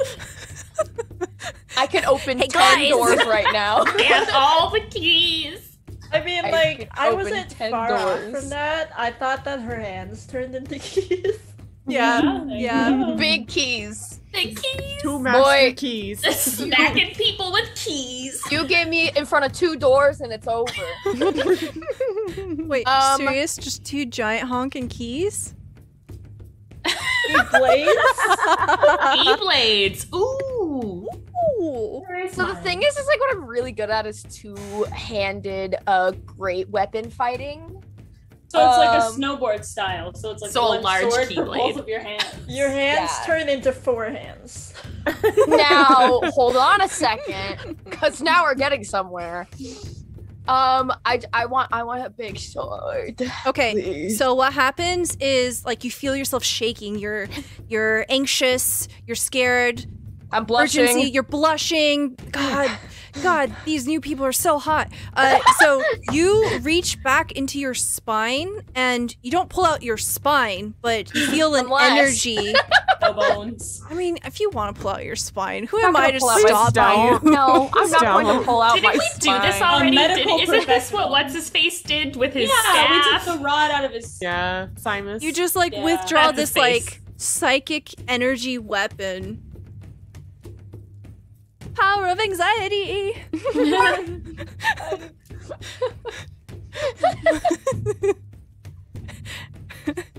I'm can going to add- call her Prozac. It's a +2 greatsword. Yay, I got a +2 great sword. Cool Sword V2. Cool sword version 2. Even cooler. Just call it Cooler Sword. Yeah. I'm going to call it cooler sword. Oh You my are God. perfectly right. Chat says we're getting dangerously close to Kingdom Hearts territory. No! We have to fight the darkness, Sora. Next. Okay, thank you for my sword. Can I use it? Yeah. I'm not gonna use it on, do I use it on Anetis? Because she is a bitch. You can if you want. Right now, Anetis is sort of like zoning out, just completely zen. You know what? She's a bitch. so. She's a bitch. I am a little smarter than that, though. So I'm gonna go, and I'm gonna beat the shit out of this guy. Hiya. Oh, Does that's a 22 a hit. hit? Absolutely. Wow, very good damage. 16. Hey, how about damage. this one? Does this one hit? Oh shit! No, it doesn't. 14 does not hit. Can I use a reroll? Yay. Wait, am I out? The reroll. No, I gave her one. You have one blessing. Can I use it? Yes, baby. Oh, that's Hey, it. God. She's going girl. Is Avalon making these noises? I hope so. Avalon went from wolf to hyena real quick. Yes. And then the monkey noises earlier. Yeah. Is this Avalon's mating call? Yes. It is now. Is it working? Is it working is the more important answer. You don't have to answer that. You don't have to answer. What do I roll for this? Deception. Roll to be charmed. All right. Anything else for you? You have 2 schwaps. No, I think I'm just good with the swaps that I gave him. And I'm going in my turn right here. Okay. So, so as you attack with this psychic blade, what do these attacks look like? So the sword has gotten like a little bigger. And it's like one of those that you have to kind of hold like apart instead of like together like this. So it's like I don't remember the name of that sword. What is But, Zweihander? Yes! Thank you. That one. And so she's gonna slash to the left, and then she's gonna bring it over her head. Slash to the right. So just cat. I love it. Very good. Samara, it is your turn. Okay. I think what Samara's gonna do is she's gonna cast command at Gomar. Oh my god. She's just gonna say stop. Ooh, okay. Chill. Is there? Oh yes, thank you. Perfect. All right. Wisdom saving throw. I have any nat 20s left. I do. No! I use a Stop nat it! 20. Oh, you poop head. I gotta use them. That's what they're for. Thank you, chat. Thank you for the nat 20s. Thanks, chat. Thank you, chat. All right. So tell me what it looks like Thanks, as this chat. spell. You cast it, but it fails. I think in the true fashion, she's gonna be like, stop. And then Gomar's gonna just look at her and be like, No. she'd be like, oh. Well, I tried. You tried. Anything else?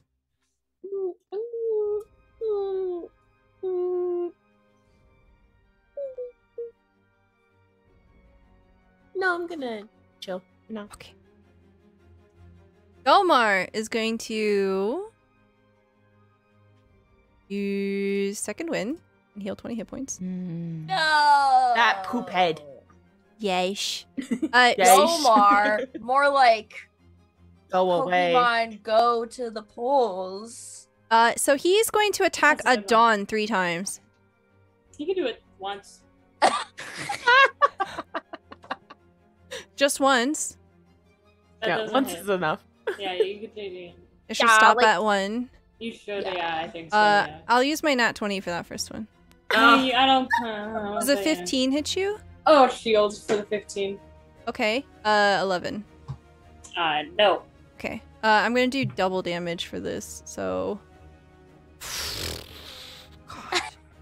Roll a 1. No, you didn't. One of them No, was a you 1. didn't. So that's gonna be 4H. Math. That's 13 damage. You only take 13 damage. Wow. That's still like.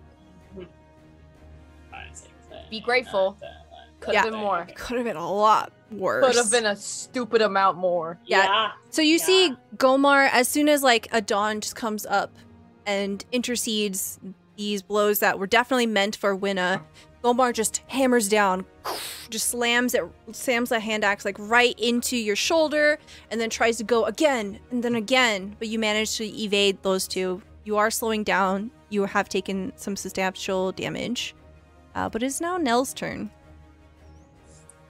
Nell's gonna get her mean, angry face on. And she is tolling the dead on Gomar. I mean, like, Oh you my were told God. to stop. Stop. Wow, very good. Okay, wisdom saving throw. 18. Is he still got Bane? He does not have Bane. He saved Never had from it. it. He says no. Anything else for you?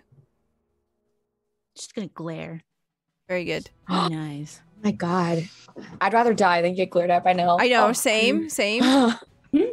It is now Dawn's turn. Perfect. I am. Oh my God, I forgot to be rolling for my little guys. Anyways, I am going to cast Branding Smite, and then How did you get Branding Smite? Wouldn't you like to know, Wither Boy? That's it. I'm getting in my fucking car and I'm driving over. I'm gonna beat your ass one of these days. I swear. You rolled a nat 1 and then you rolled a nat 20. Can I put I'm putting Branding Smite on the say is like, yeah, I can do that. I can do that. I can do that. I can do that. I can do Yeah? Yeah? Wait, Brent.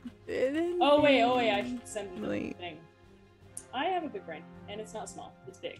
I mean, next time you hit a creature with an attack before this ends. Yeah? Okay, so I one hit. definitely fucking hit. The 11 missed.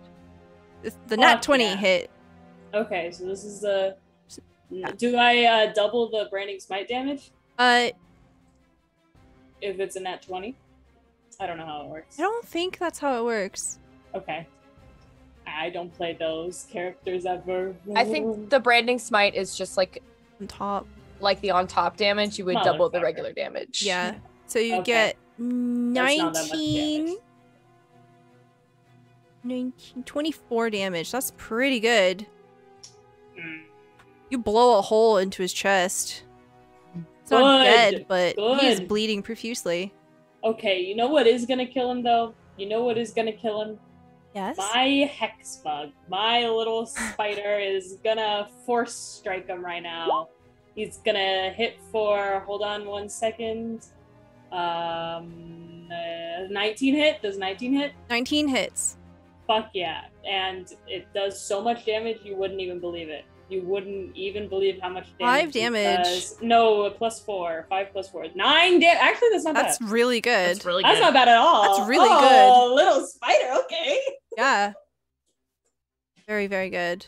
All right, Aruna, it is your turn. You can see that Gomar is quite bloodied now.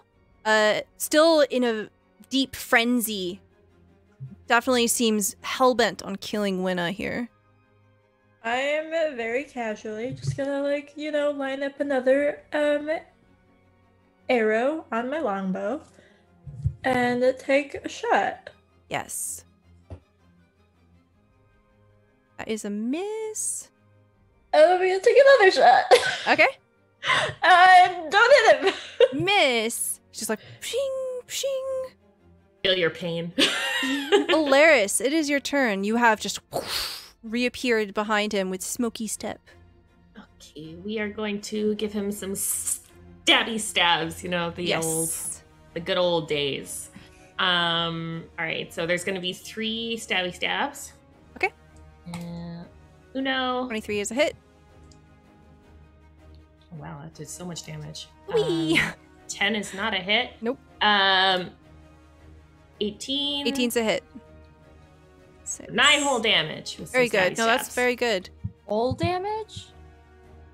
Full damage. For like one of his attacks, one of your attacks, like his hind leg comes up, this horse leg just like bats your weapon away. If it hit you, it seems like it would have done a lot of fucking damage, but yeah. All right, anything else for you?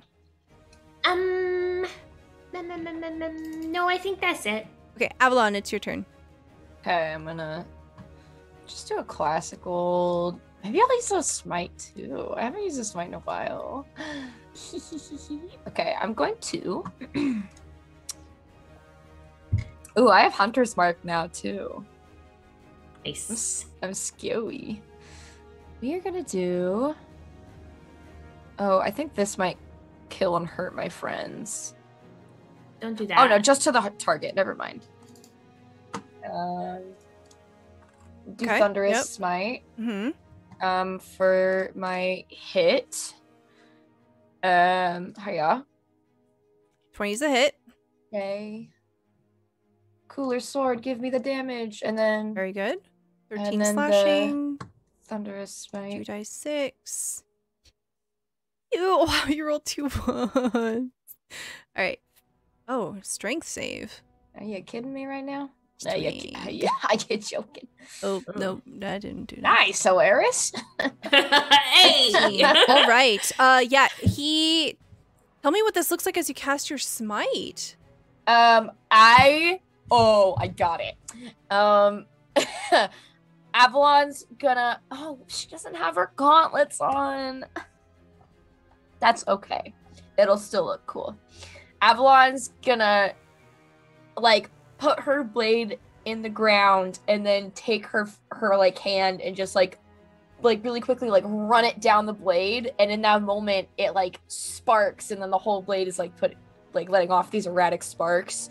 And then she hits him real good. Blap. Yes. I do have another attack though, which is like, so Yes. funny. Do I it. do have one more.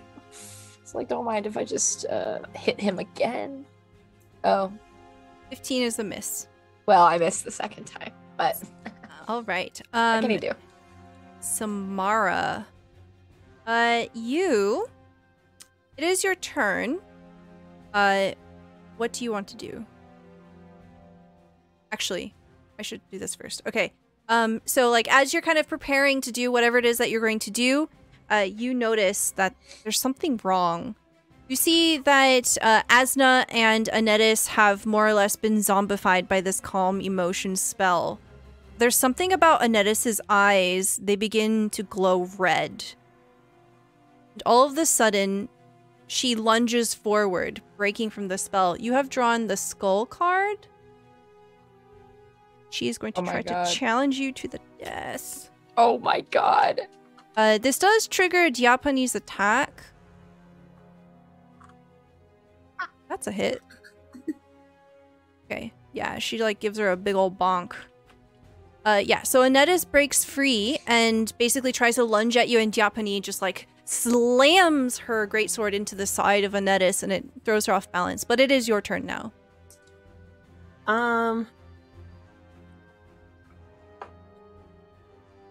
I think at this point, Samara's just like pretty fucking annoyed. And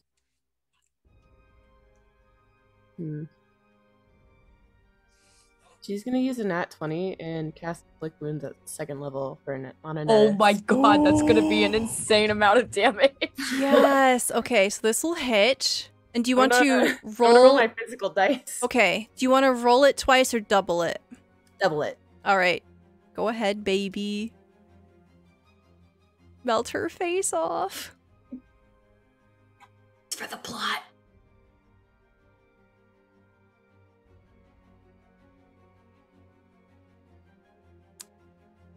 Uh, 17 times 2. Oh my god. 44? 34. 34. Okay. Yeah. What does this look like as you cast this? You're basically killing her. Yeah. Am I killing her? She's not dead yet, but she's very close. I think it's more of just like she's just be like, I'm sorry, and kind of like pushing her out of the way. And that's all she cares about right now. Where does your hand land? Like on her face, her shoulder? Probably just like center of her chest. Yeah, as you do, so I think this is necrotic damage, right? Mm-hmm. Yeah, so like what does it look like around the skin where you're touching her? You think as I touch her, it's just like all of her veins start turning black. Yeah, you can see that she starts like choking and that like her eyes go black as well. And she drops her weapon, just completely frozen in place as fear takes over her just by the immense power here. And this is absolutely terrifying. You see that Diapani, in fact, looks frightened of you a little bit here as well. Oops. Sorry. Anything else that you want to do? I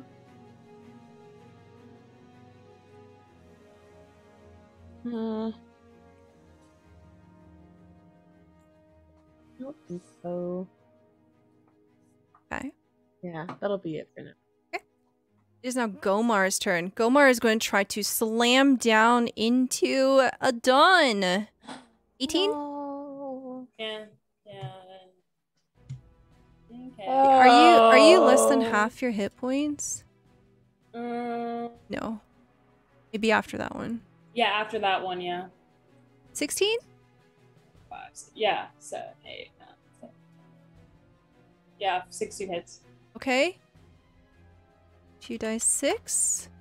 So that is 15 damage. 14? Yeah. Oh Yeah. my god. Oh wait! I think I have another. Can I? Wait, did I use my reaction this round? Oh, I no. don't have another spell. He's taking these at disadvantage, right? Against you? I thought you cast Sanctuary on Winna. My hex bug is still doing the defense thing. Oh, okay. But yeah, 2 of those still hit, so I eated it. Okay. Yep. Cool. Yeah, Adon looks Very fucked up. nice. Nell, it's your I like turn. it. You see that Winna and Adon look like they have the same amount of hit points. Adon doesn't look like they care though. Sounds like a dawn. Gomar also looks like he has the same amount of hit points.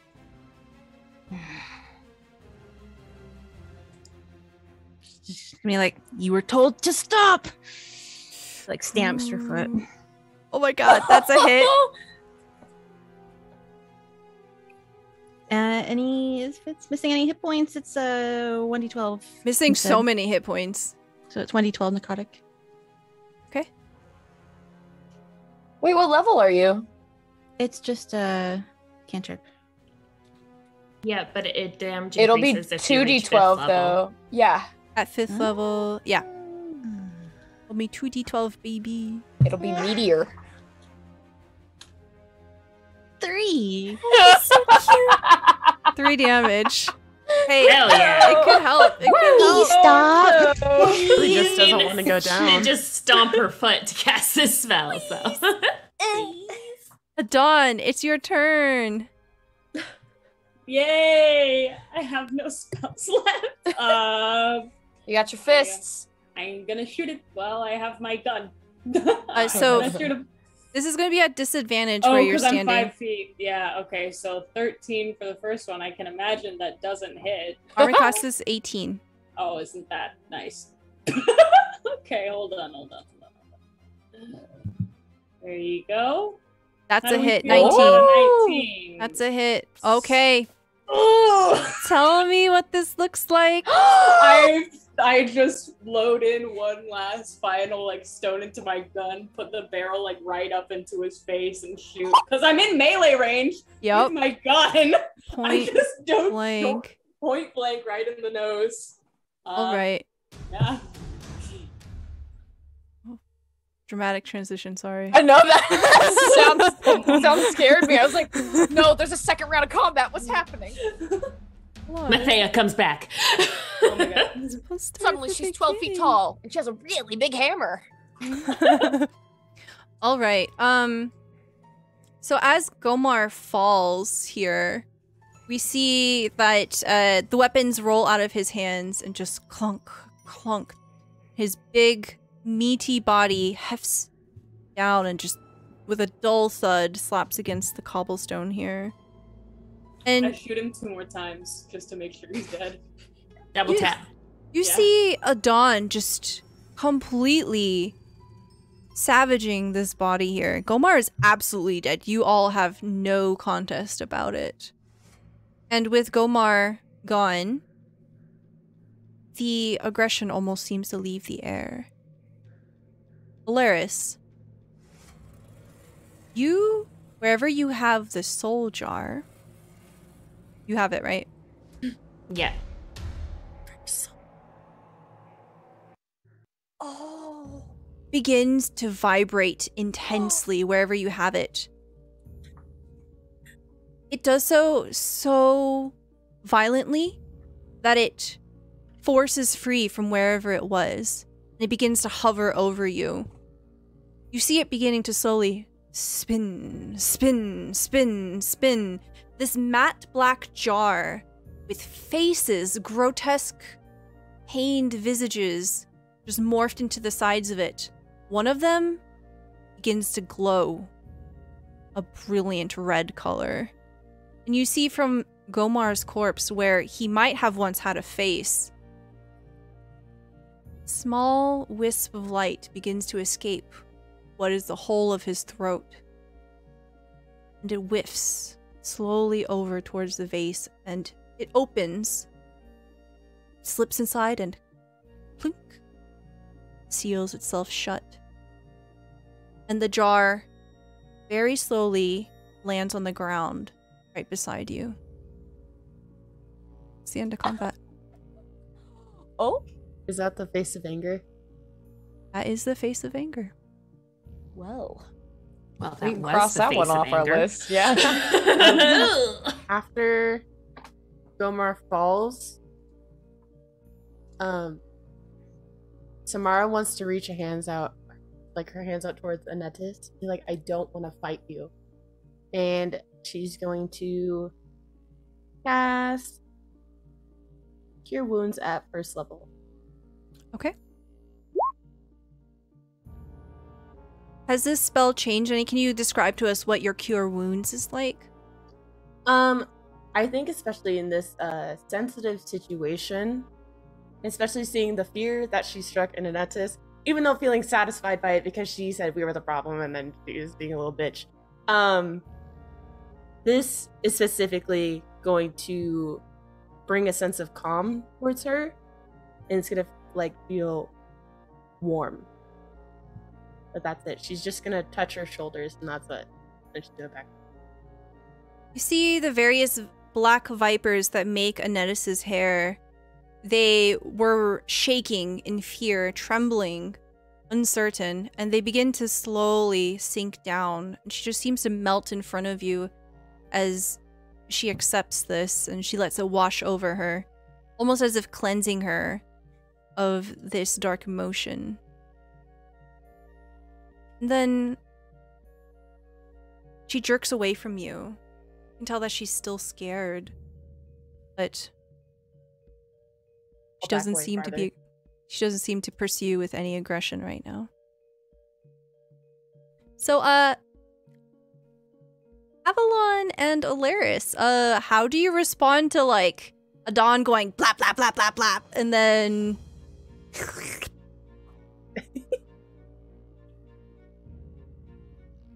I think Alaris is just gonna look at Avalon and bend down Yeah, and Avalon's pick gonna up the look jar. at Alaris and be like, what? Well? Can you go make sure Dawn's okay? What am I gonna do? What? You want me to go do that? Why can't you do that? What do you mean? Why can't you go do that?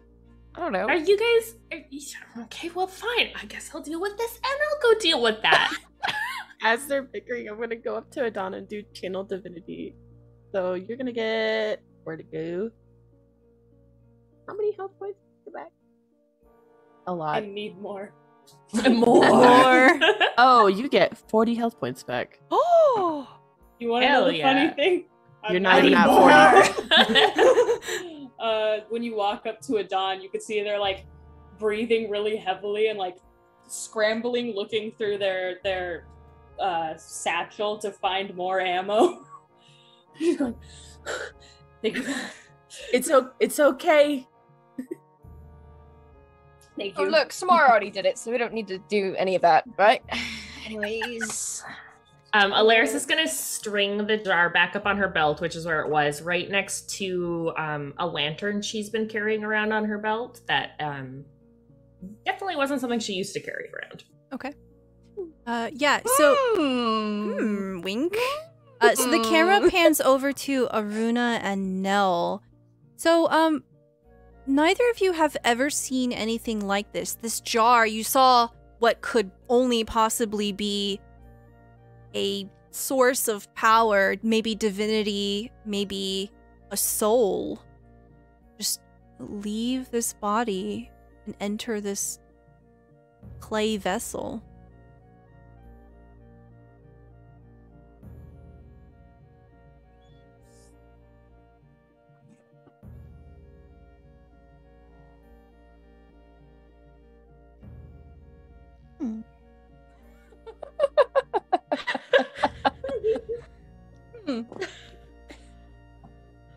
It's not like anything.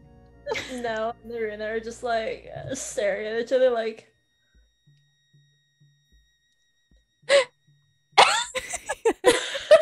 I'm just being like,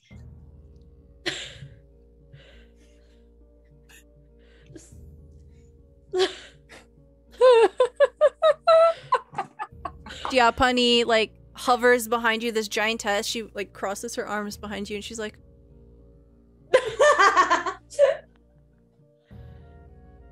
Oh my god. Everyone looks over and they just see us quietly like I love it. Okay. Yeah. Winna looks a lot better with your attention here, but she is very badly wounded. She doesn't seem capable of breathing. She's just struggling to stabilize herself. I can't heal you yet. I don't have the means currently. And then Dawn, you know, is gonna try to give them their shoulder to walk them somewhere. Cure wounds at 3rd level for Winna. Okay, very good. Oh, thank you. I couldn't carry them. Yeah. They're like double your gonna size. That would look hilarious. It was not gonna work. You'd be like a walking cane that was too short. Yep.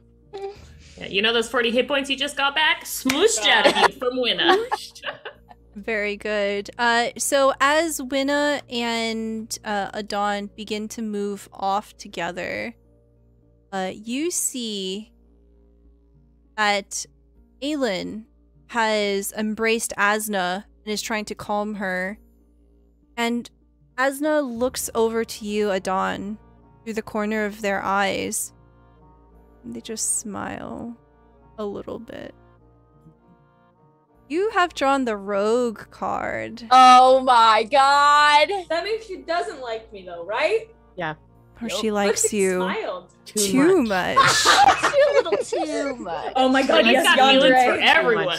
Yandere, I love her. It's like a season of you. All Hello. You? right. Is there anything that anyone wants to do in this scene before we move on? I'm gonna poke my head in the fountain. Okay. Poach him! As you like submerge your head, you can see Cornelius has been hiding underwater here the entire time. Avalon's just gonna go. Cornelius just is a little creep at the bottom of the fountain, just watching you with the 2 big beady eyes. Avalon's like, come on. It's okay. He slowly bloop, comes out. Avalon opens the lever like this in her mask and lets all the water pour out and then clasps it back shut. Oh, so the psychic sword that you had just disappears. Damn. Yeah. That was a cool sword. All right. If anyone else doesn't have anything, I think this is the perfect time for us to take a quick break. We'll be back here in about 5 to 10 minutes, and we're only going to have like a little bit of content left before we call it for the night. But thank you so much, everyone, for being here. Thank you so much for your generosity. All of the resubs, all of the gift subs, all of the draws from the deck of many. They have been very, very spicy so far. We will be back soon. Please do a little stretch, grab some water. We're back. And we are back. Thank you so much for your patience, everyone. All right, so the events here around the fountain begin to die. The party, y'all can hang out here if you want to, but everyone else more or less begins to disperse. We see that Winna is with Adon off to the side. Let's see. Anetis goes away. Elin and Asna go away. Shu looks quite guilty after this. Shu doesn't seem very eager to stay with the group of you. And sort of hovers on the edge, waiting for all of you to move on or make a decision of what to do from here.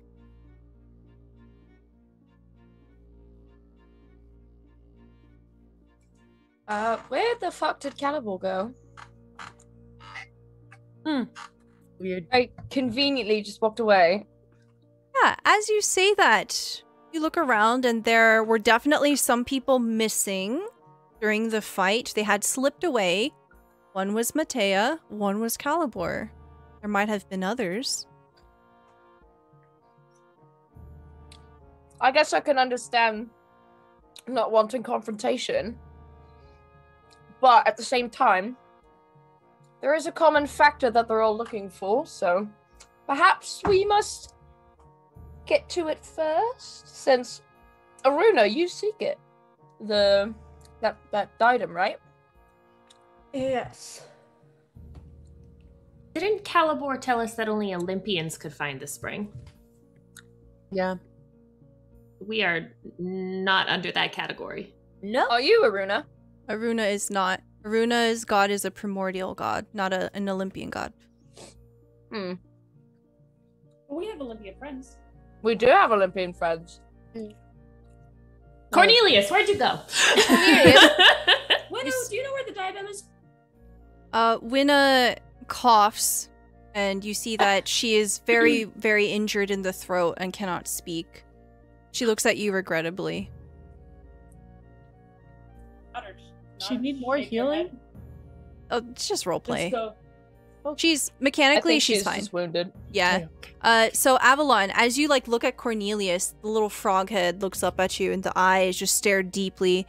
As you look at this suspiciously very buff frog and stare into his eyes, you hear his telepathic voice communicate to you. And he says, "The hunt is on." What is it called? Yeah. That's every DM's line. These, Beepy babu beepy ba. yeah. Oh, yes, of course. The Spring of Divinity has spawned now that the Mandate of Heaven has begun.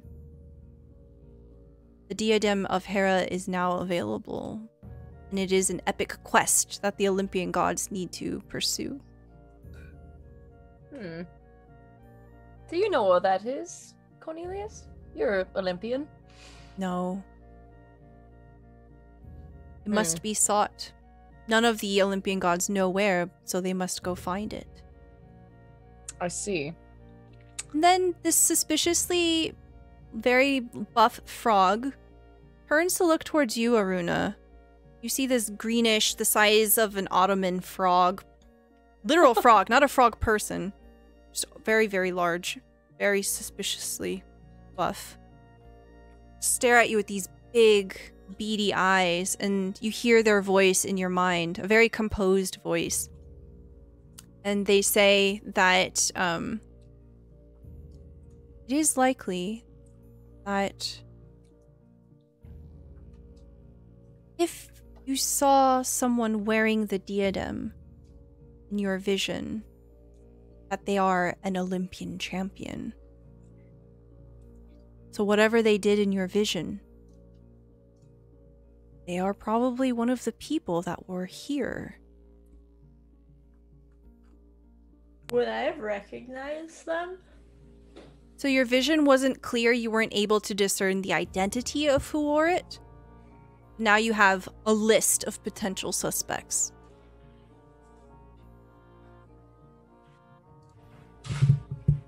Well, it wasn't Gomar. Perhaps it was the lady that Gomar didn't trust. What was her name? I don't know her name. You'll get there eventually. Come on, keep going. Elephant. Elephant. And Adon stands there going,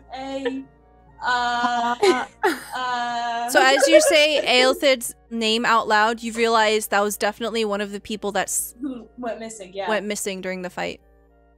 I have such a fat noggin. Very Clearly. Well, should we go after one of them then? Can we name them? Do we know who went missing? Well, I can tell you right now, Mathea went missing. Oh, that doesn't surprise me. That I Rancid really don't think that Avalon goes to Mathea- like say something really mean and then looks down at Nell and is like, "Fine, lady." I don't think that Mathea is smart enough to find the diadem. I don't think she was alone. Go over to the snake lady. Okay, yeah, Anetis. Ukla. Ukla, yeah, yep. Yeah. And I'm like, you said you had information about the whereabouts of the diadem. Well, there are certain steps that an Olympian champion can undergo in order to begin the process. The Spring of Divinity is enchanted. You will not be able to step foot in there.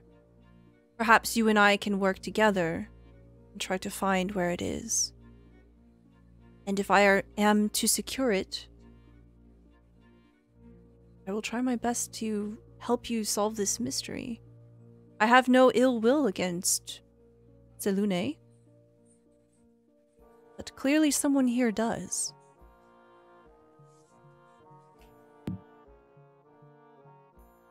Can I roll just like the cheekiest insight check? Really Of course. Anybody can roll insight. Of course. Yeah. Avalon doesn't trust anybody. She has trust issues. 22 insight from Samara. Nat 20, 24 from Avalon.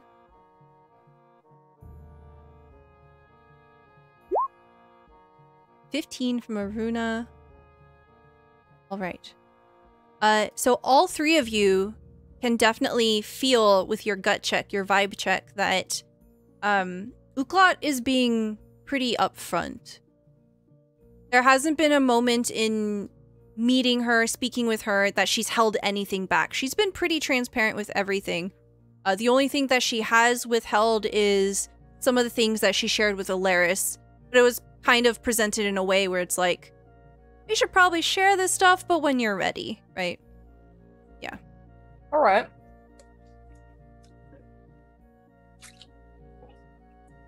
Aruna, we're here to aid you in whatever it is you seek. And if you think that Uklat will help, I'm sure that will be fine, right? Right, gang? I mean, there is the issue of the giant thing in this. No! We lost Uklat! Uklat took her. We'll be right back. Trusted Uklat for 1 second. Oh, no, they're... Okay, oh god, cameras. We're good, we're good. Hold on. Who's out in the room? Oh, they're close. Oh, Denny's the new Adon. Just a Adon and Aruna. Okay. Easy swap. I get to be Aruna now. No. I get Aruna's to be a beautiful hex blood lavender. drow fighter? Yeah. Aruna's fucking cool. Avalon blushes under her mask. Ah, Cassie blushes. Oh my god, that's the coolest character ever. Yes. Yes. Yes, she is. Cheeky little fry eat. So the question kind of hangs in the air. Where did Calibor go? Yeah, he owes me armor and a sword, so... And more information about the soul jar. I think he was gonna, you know, like. I put my tell nose to the us? ground and I sniff for his stinky, stinky feet. Okay, roll me survival at advantage. Because you totally know what his feet smell like. I know exactly what his feet smell like. Oh, I hate this I conversation. give her guidance. Yeah, give guidance. Roll Guidance. a D4. D4. Oh, there's. I can just press a button. I got a whole plate of fries covering my keyboard. Nice. Ah! 15. Okay. With a 15, you begin to prowl along, Avalon at the front. Does anybody want one final scene here at the fountain before you go?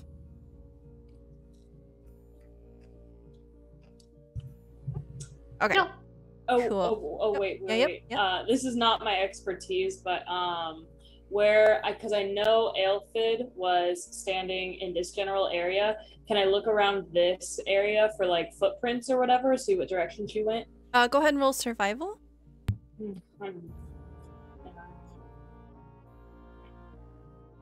Oh, I don't have bad survival. What the heck? Oh, very No. nice.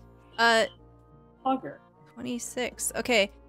So as you look around, you can definitely see Aelfid's footsteps going north towards what will eventually be the Crossed Candles Inn and Tavern. Yeah. Cool. Okay. So the group of you begin to move, following after Avalon, and you find yourselves at the entrance to the tunnels that will lead into Adon's workshop.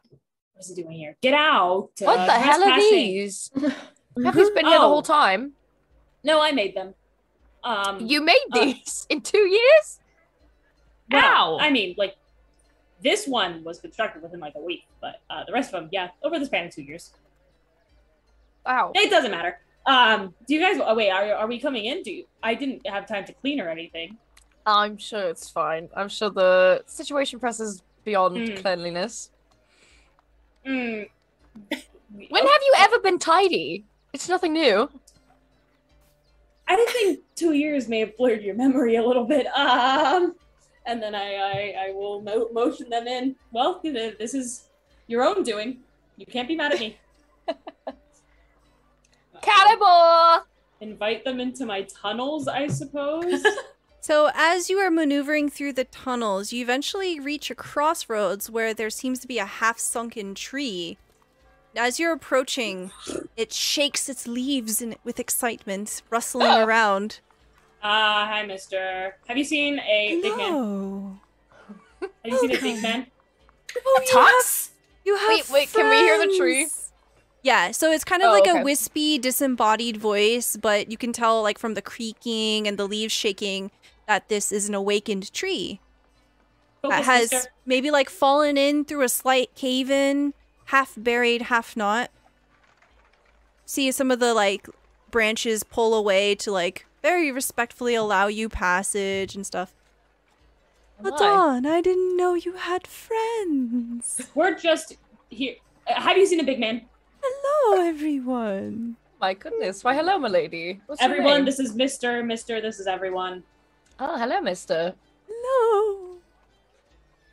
I take it you've been taking care of Adon while we're all gone? Oh, yes. No. Very good company. Not great. I'd like to roll insight on the tree. Okay. Do it. Oh boy. I don't believe them. 10. But I do believe The that. tree has no face, but they seem friendly. I'm glad someone's been around to keep Adon in check. They caved in my tunnel. Have you seen a big man or not? It wasn't really by my choice. I can't crawl out of here, but I've made the best of this situation. Aww. Yes. You see, like, one of the branches just points down one of the tunnels. They went that way. How long ago? I mean, thank you. A while ago. I don't think I experienced time the same as you. How do you know how I experience time? I And then I walk shouldn't away. presume. I'm sorry. I walk away. That was the funniest shit ever. Oh my god, I love Adon so much. You see, like, one branch coming down and just, like, waving by at a Dawn stomping figure. Avalon bows. Oh! Rustle, rustle, rustle. As we walk down the hall, I'm like, oh, sorry about that. They just... this way, anyways. As we walk around, like, Adon's kicking, like, random scrap metal and pieces of paper to, like, the sides of the hallway so people can actually walk through and stuff. Yeah. So eventually it empties out into a chamber, and this is probably one of your main work areas. And you find that Calibor is elbows deep messing with your stuff. He has pulled a couple of things together, and you can tell that he is currently working something together. Go ahead and roll me investigation at advantage. Thank you. I'll go deep in your stuff, within your chambers. Oh my He's touching. God. It's like when he was looking earlier. Now he's touching. Away. Okay. With his dexterous fingers. Dawn, this is very important. I need you to pay attention right now. Oh my god. Okay. Oh, this is scary. Your eyes whip around, following his hands as he reaches over, grabs a very specific thing, pulls it over, reaches over, grabs a specific thing, pulls it over. You realize he's building something. You know exactly what he's building. I'm gonna message you. Oh my god! If it's what I think it is. What the fuck is your name on Discord? Oh, there it is. I don't know. I don't remember. Can I tell if he's doing it right? Or if he's fucking it up? He's doing it right. How did you know how to do that? How did you show me? Can I help? Can I help you? Can I help you? Can I help you? Do you want to see my notes? Can I help you? See him look over his shoulder at the group of you.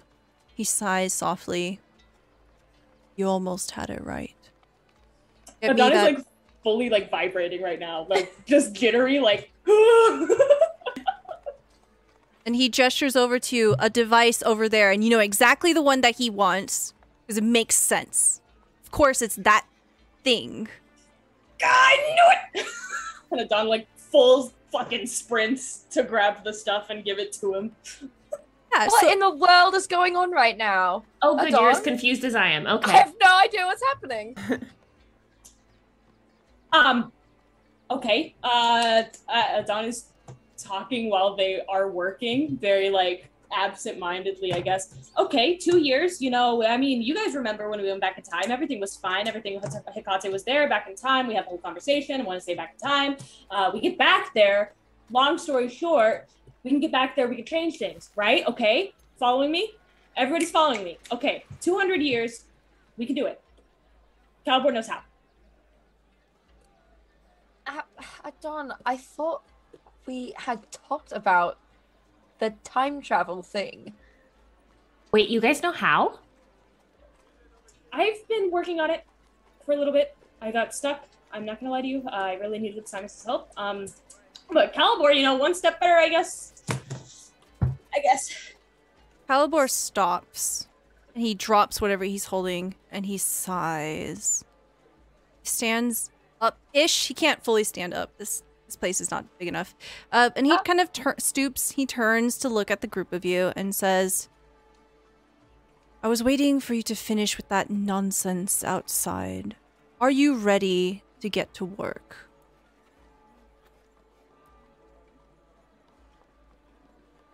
I'm already working. Oh. Adon, you are incorrect. We cannot go back 200 years in time. That is not what we are going to be doing. However, you were close. I was able to divine what that was, gesturing to the soul jar on Alaris's hip, and what you need to do with it. Each of the faces that you must feed correspond to specific moments in time. You will need to be there, the right place, the right time, to collect them.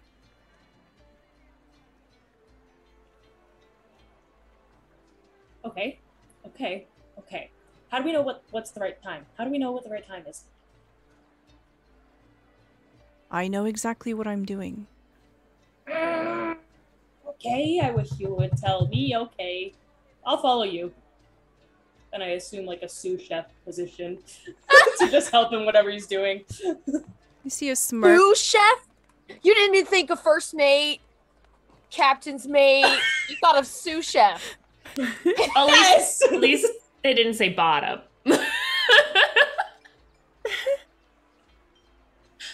If Calibor's not a bottom. I don't understand what life is. Calibor's definitely a bottom. Oh, fuck. TBD. TBD. Yeah. So he says, as he turns to continue work, all you needed was me. Calibor, Yes. might I ask you to treat these champions as they are? That is, do you realize what they are? You see his eyes sharpen and his smile go a little wolfish as he looks at you. You are clever.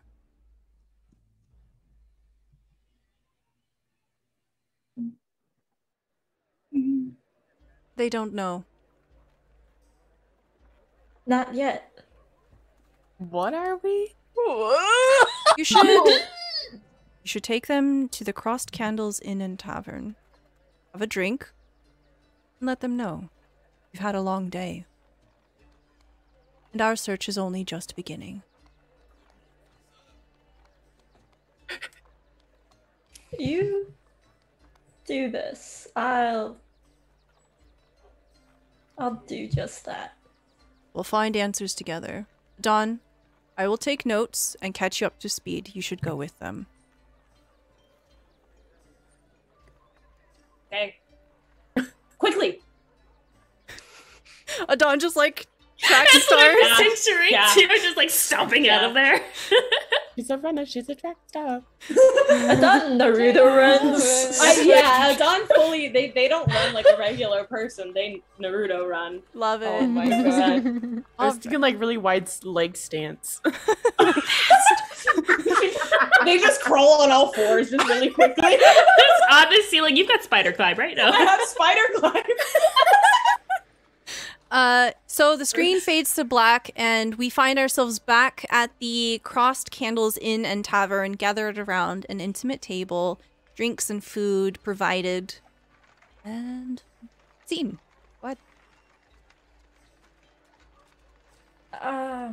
You it doesn't seem you're aware that you're not Godspawn, or not just Godspawn.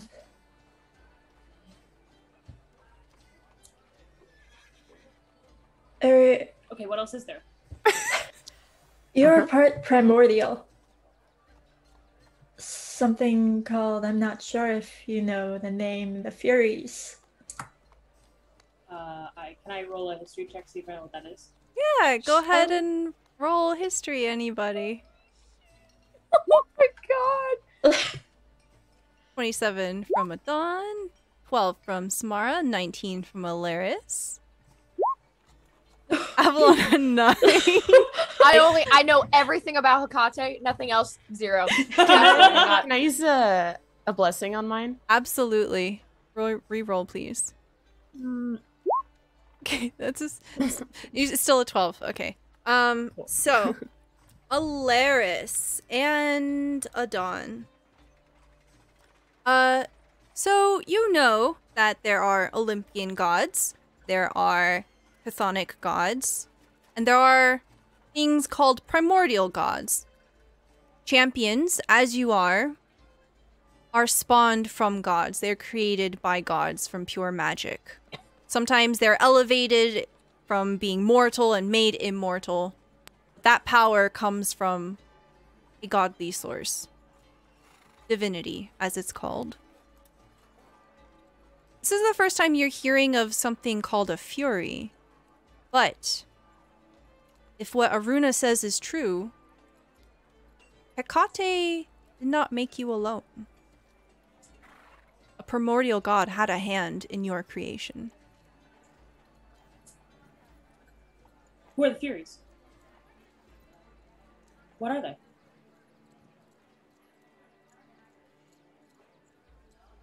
Is it one person? All of you.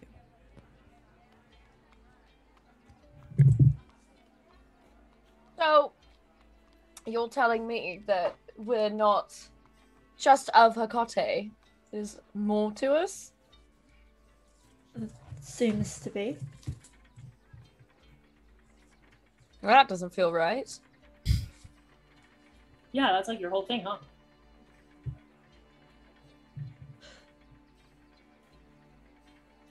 And what about Nell?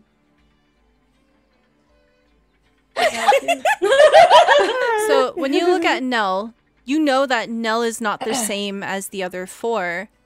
Nell is the spawn of a full primordial. So out of the group, Okay. Nell is the strongest. But out of the four, they're stronger than any of those Olympian gods that you saw back there.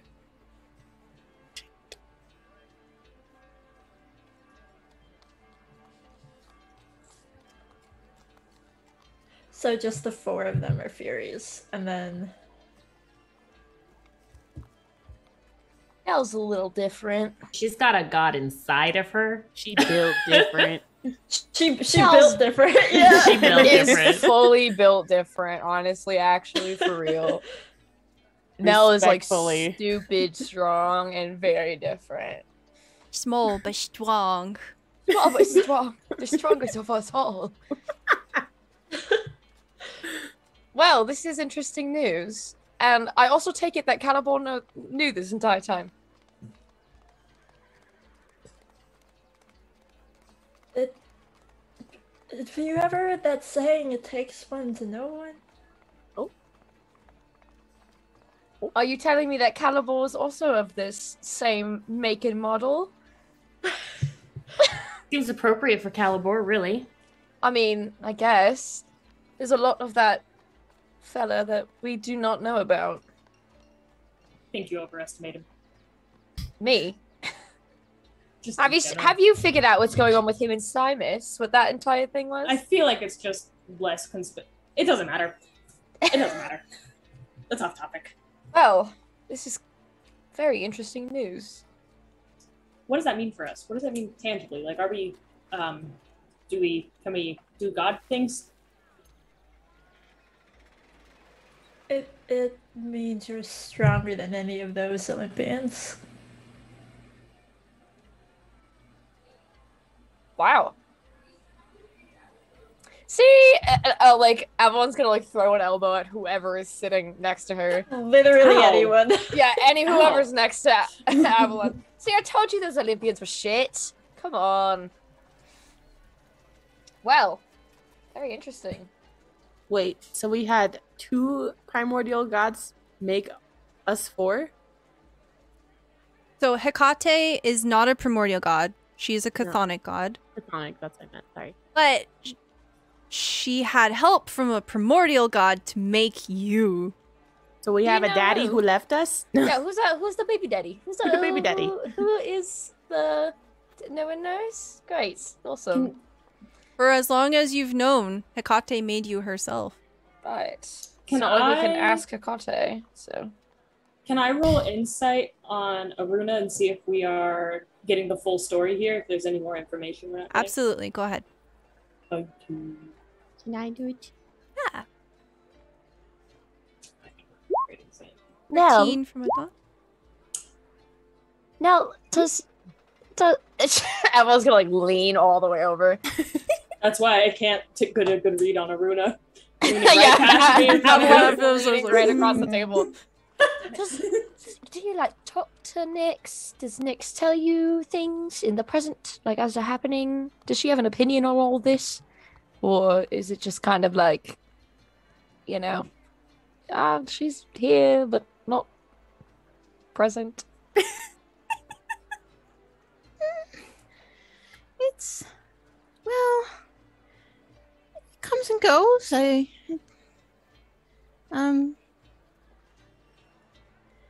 Nothing's ever straightforward, though. That makes sense. She didn't really say, you know, give me like your family history or anything, if that's what you're asking. Oh no, just curious. If she has any opinions on the matter. I was gonna be like, do you have any opinions? As you ask, Everyone's gonna like lean closer. as you ask the primordial powers that be, nothing happens. A cat appears on the table. It's the cat that got fired from the kitchen. Someone get this damn cat out of here. It's getting fur in my soup. Soup. Well, alright. Just wondering. Doesn't seem to have any opinions at the moment. Right. Well, I will take that as a good sign. She might have in like 7 days' time. Okay. I'll put that on my calendar then. Aren't they business days? Yeah. Doesn't count weekends. Not on weekends. And not on Sundays. All right.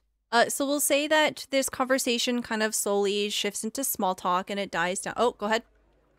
Samara rolled insight against. Yes. Right. Oh, yeah. Sorry. For Okay. all around. So 13 from Adon and 27 from Samara. Both of you can tell that Aruna has been pretty transparent and forthcoming. You know that this sort of like prophetic magic and being able to sense like the otherworldly things, sometimes you don't get all the answers, especially Adon with the second sight, and you've talked to so many spirits. They are not helpful sometimes. Yeah. They suck. Yeah, but you don't have any reason, especially your gut tells you like there's no reason to not trust Runa here. Runa, your goddess, is she primordial? Yes. Would that make you? Would that make you of the same cloth, or is it different?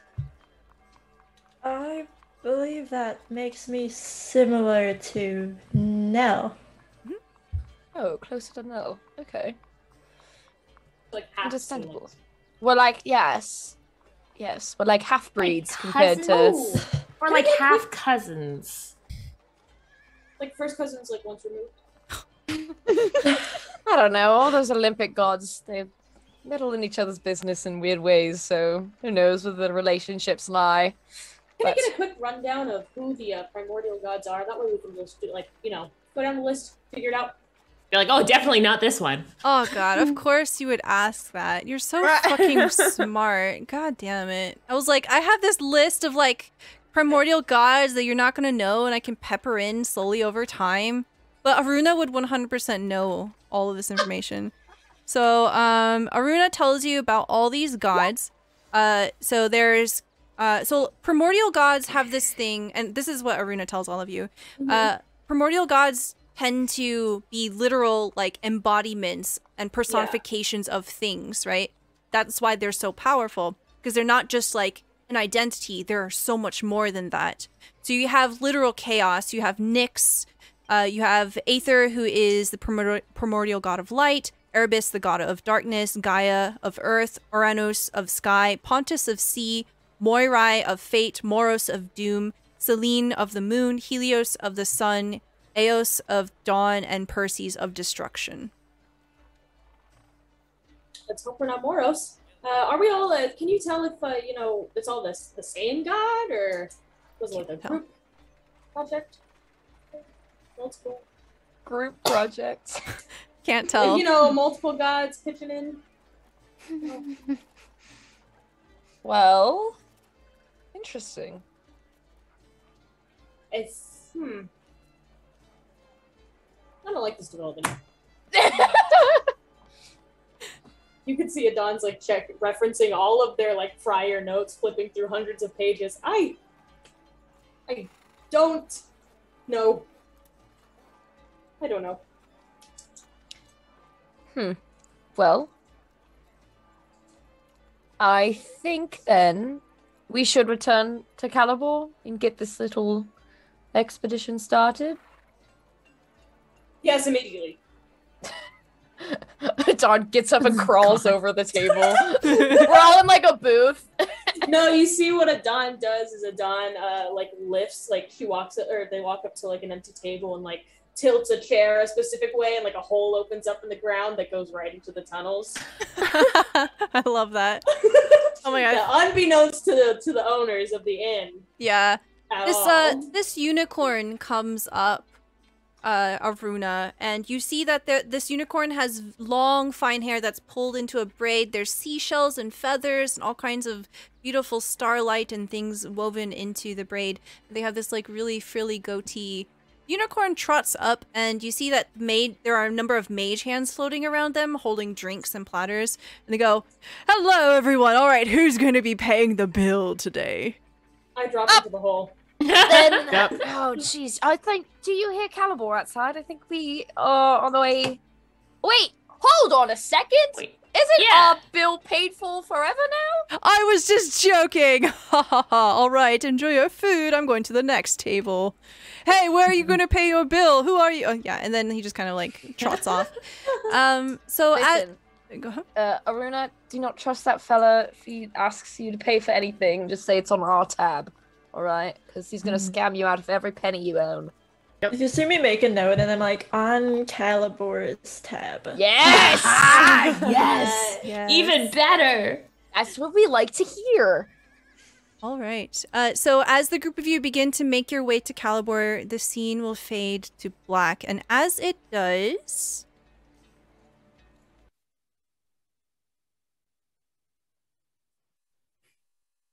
Aruna.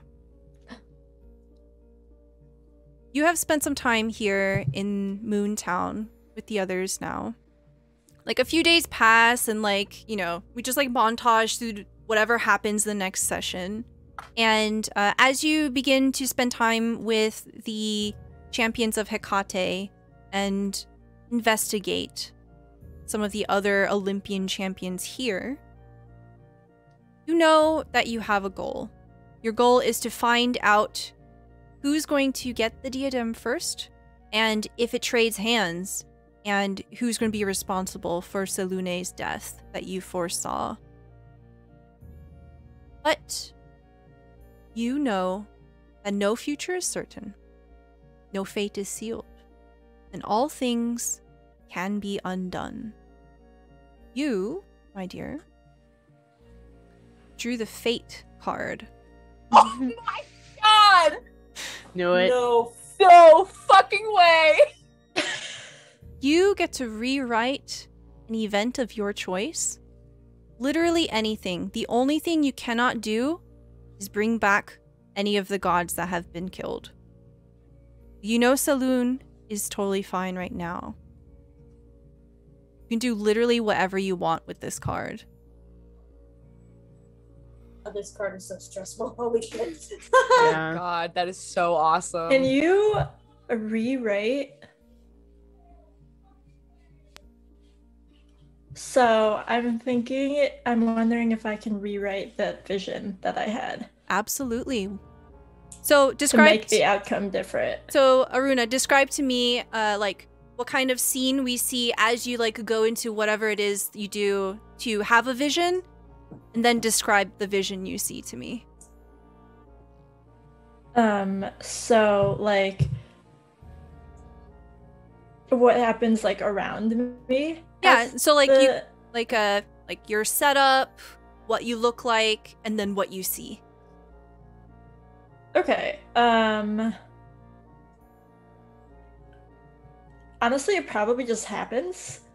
And like you see like some color around me kind of desaturates a little bit as it's happening.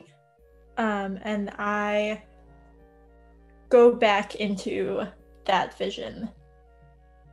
Okay. And I want to change it. I want to stop that from happening. Okay. You want to determine the specifics, or do you want me to do it? You can do it. Okay. So what we see is a realm of pure darkness. It's impossible to tell where it is, when it is. You see a broken chariot. Behind it, the moon has shattered in half. And in front of it, we see a number of beasts of burden that have been broken, slain, their wings jagged and featherless. And on their knees, in front of a shadowed shape, is your goddess. She's bleeding, dying. And you see this figure standing there, wearing the diadem of Hera. And as they begin to pull back their weapon to deliver the killing blow, you stop it. What happens is the blade goes forward, but it doesn't pierce Saloon. It pierces your echo. Person staggers back, unsure. And as they stagger back, the shadows peel away. And we see someone that you don't recognize. And unfortunately, nobody else sees this vision. But what the camera sees.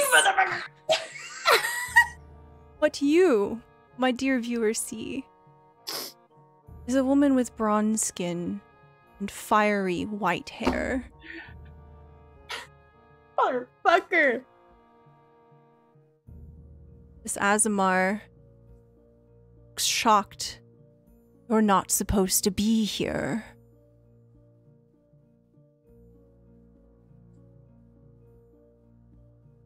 Who are you? Who are you?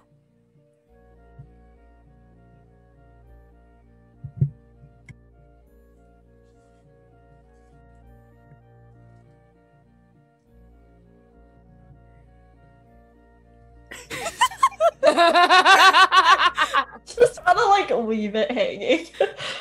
That's my girlfriend. You What the first. fuck? So after a moment of hesitance, they seem to like snap back to realizing what has just happened. And the last thing we see is they take their weapon back and they shove it into your body. And that's where we're going to end this session. Oh my god! Oh my fucking god, oh my god! Thank you so much for being here, everyone. I hope you enjoyed today's episode. Thank you so much, Jen, for being a part of it. Oh my god, we had some really wild shit happen. Jen, that was the hugest fucking plot twist in this whole campaign, and I want you to know that. That was so Samara, your girlfriend fucking sucks. Yeah, my fucking girlfriend sucks. Why is your girlfriend killing the moon, Samara? I don't even know where she is. All right. So we're gonna do some closing notes here. We're gonna go around the table and tell you who we are, where you can find us, and what your favorite part of today's episode was. And we're gonna start with, God, I'm so tempted to say dungeon name, but she said don't do it. I'm not going to. We'll start off with EJ. Hi, my name is EJ. You can find me in chat, that's One Big Egg, or on Twitter at Several Big Eggs. And my favorite part of tonight was blowing his brains out. I forgot his name, Goro or something. Goro from Mortal Kombat. Gomar. Combat. Gomar. Oh my God. Blowing Gomar's brains out of his head. Oh, he deserved it. He was a He did. shitbag. He was a shitbag. All right, thank you so much. Next, we have Dungeon Dame. That's me. I'm Dungeon Dave. You can find me here over on my own Twitch channel. I stream sometimes. And every other Sunday, you can find me on Mid-Level Crisis Live. Also playing D&D. My favorite part of this evening was that just now, that vision, that reveal. That was amazing. Oh my God.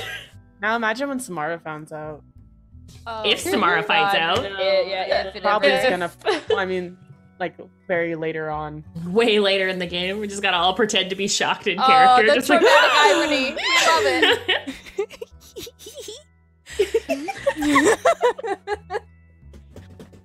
Bravo! Hi guys, bravo. You can find me over at the Monty Hall. Stay tuned. Next week, we're picking things back up. We have some new D&D shows coming. It's gonna be fun. I'm also gonna be over on Time Lord's Wife channel very soon. This Sunday, we are starting our session 0 of our new campaign. I'm playing a Gloomstalker Ranger. Shout out to Alaris. And he is a sweetheart. I cannot wait to play him. He's a drow. I'm very pumped. Very excited. On top of that, I'm gonna be back on Lord Kasuba's channel. Thank you so much for the merch. Thank you, Lord Kasuba. Thank you. I'm gonna be back on his channel coming up very soon. So I'm just gonna be all over the freaking place. You can't get rid of me. So yeah, my favorite part is probably obviously the character reveal, and then also Aruna's reveal, because Aruna sounds like the coolest fucking character ever, and I want more Aruna because that, like, you just kept like revealing these like aspects of her, and I wanted to scream because my favorite time of day, anytime, is like when the sun has set and like everything is like only like a silhouette because the sky's bright but everything's dark. You were describing my dream woman. Oh, I'm so excited. I want more Aruna so bad. Thank you, Jen. Thank you, Jen. Thank you, Jen. Thank you so much. Next we have Giggly. Hello, I'm Giggly. You can find me here on Twitch at GigglyDendroLegus or on Twitter at GigglyDendro. I stream Wednesday nights and all that fun stuff. And my favorite part, other than the character reveal, was when me and Nell were just trying to be like, stop, no, stop it, and it wasn't working. Yep, sorry. I needed y'all to kill Gomar, so I was like, that 20. Oh, we had when to you kill roll him? Now I feel 2d12 and get a 1 and a 2. Yep. It was meant to be. Yeah, it's meant to be. Awesome. Thank you so much, love. Next we have May. Oh, MA, I can be found on the internet, various places, but mostly often on Stella's channel, and I'll be back on Runaway Robots channel in a couple weeks as well. And I think one of my favorite parts of tonight is just EJ's face after Stella messaged them about the time machine. I don't want to be with It's such a big thing, and also like I knew what the fuck it was. I knew what the fuck he was talking about, but all he messages me, all caps, just time machine. Fuck yeah! This is Adon's like I don't know what this word. This is Adon's magnum opus. I don't know what that means. It's their but baby. It feels right. It feels right. Yep. I'm so excited. Oh. Thank you, Stella. Thank you for making Don have Okay, time machine. you have to actually thank Diabolitio, because today I needed help with prep. And I was in a call with him, and I was like, all right, I need like one really big thing. Like I need the thing that is just gonna make everything click. And he was like, I have this really grandiose idea. And I was like, and he hit me. It's like, time machine. I was like, Time machine. We're on the same page here, man. You get me. We love freaking you, gets Blitzio. Thank you. Thank you. You get me, man. last but definitely not least, our very, very special star. So very thankful to have you here today. I hope you had a good time. Tell me about who you are, where we can find you, and what your favorite part was. Hello, I'm Jen. I'm a freelance illustrator and artist. You can find me on Twitter at JenPig every Thursday on the Geekly Inc. channel playing Rime of the Frost Maiden, and every other Thursday playing a homebrew campaign on Script the Birch channel. I think probably my favorite part was getting to know things before everyone else. It's always a good feeling. And also just breaking Bravo so many times. Yeah, you got me. Oh my gosh. Oh my gosh. I don't think you understand. I made Zombie clip your description of your character so that I can spend the next like 3 hours drawing her because I'm absolutely obsessed. I'm obsessed with Aruna. She's gonna consume my every thought. I don't know what to say. It was so cool. Jen and we sat down for session 0 to build the character, and I was like, how dope would it be if I just tell you like the nature of the cards that they draw, and then you can kind of like wave it in their faces if you want. Yeah. Yeah. That was so cool. Oh. And then you drew the Fates card. Jeez. Oh my That was god. so like perfect, honestly. God. So we have a card in the deck called Ruin, and what it does is it melts like all of the things that you have on your person that's not magic and just turns into dust, which is why they kept mentioning the magic underwear. Because they keep losing their underwear and literally everything else. And I was like, oh, thank God you didn't draw Ruin. Like, imagine being a guest star and then you get a card and it's Ruin. And then you get naked. And then you get naked. That was so good. Thank you so much for being here, Jen. Yeah, Aruna's thank amazing. you for having me. Oh, man. Thank you so much, everyone in chat, for being here. Thank you so much for your support. Thank you so much for the gift subs, the subs, all of the bits. Thank you so much for the draws from the deck of many things. That is going to be it for us tonight. We do have a very special marathon tomorrow. So starting at 2 p.m. Eastern Time for 10 hours, 3 back-to-back adventures. We are going to be doing a little TTRPG marathon here. And I hope to see you there. Otherwise, we will be back on Friday at 9 p.m. Eastern Time.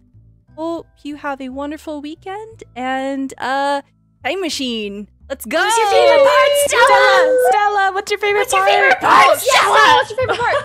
So context, every time we end this, immediately afterwards, you're like, Stella, you forgot to say your favorite part. And I'm like, fuck. God.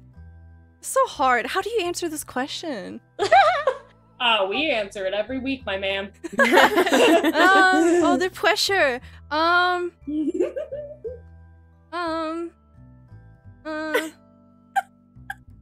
me look at my notes. I'm sweating Oh here. my god! That feeling when you immediately forget everything that happened in the last 3 hours. Happens every time. Literally. Yep. Oh, right. So okay, this is not my favorite part, kind of related. So my original idea was gonna be like, how do I spawn Aruna into this? And I was gonna say like, okay, it makes sense that Aruna would travel by moonlight, right? And I was gonna literally have Aruna like fall out of the sky and then probably fall in Avalon's arms. Did it hurt when you fell? That would have set up the best pickup line. Oh my god. I know. But I was like, Avalon doesn't know a single pickup I line. would roll a charisma. I'm a paladin and I would still roll a charisma check and fail. Avalon 1000%. goes, "You're pretty." You're pretty. pretty. Did it hurt when Have you ever had a dream? You're pretty. Oh god. I think it was really funny that one moment where Aruna and Nell were just like, Yes. that was so funny. And then Diapany in the back like Yeah, it just pops up like. Yeah, that was really good. Oh, I don't have a favorite because all of it's my favorite. I'm sorry, that's such a cheap answer. But have a good night, everyone. Thank you so much for being here. Bye.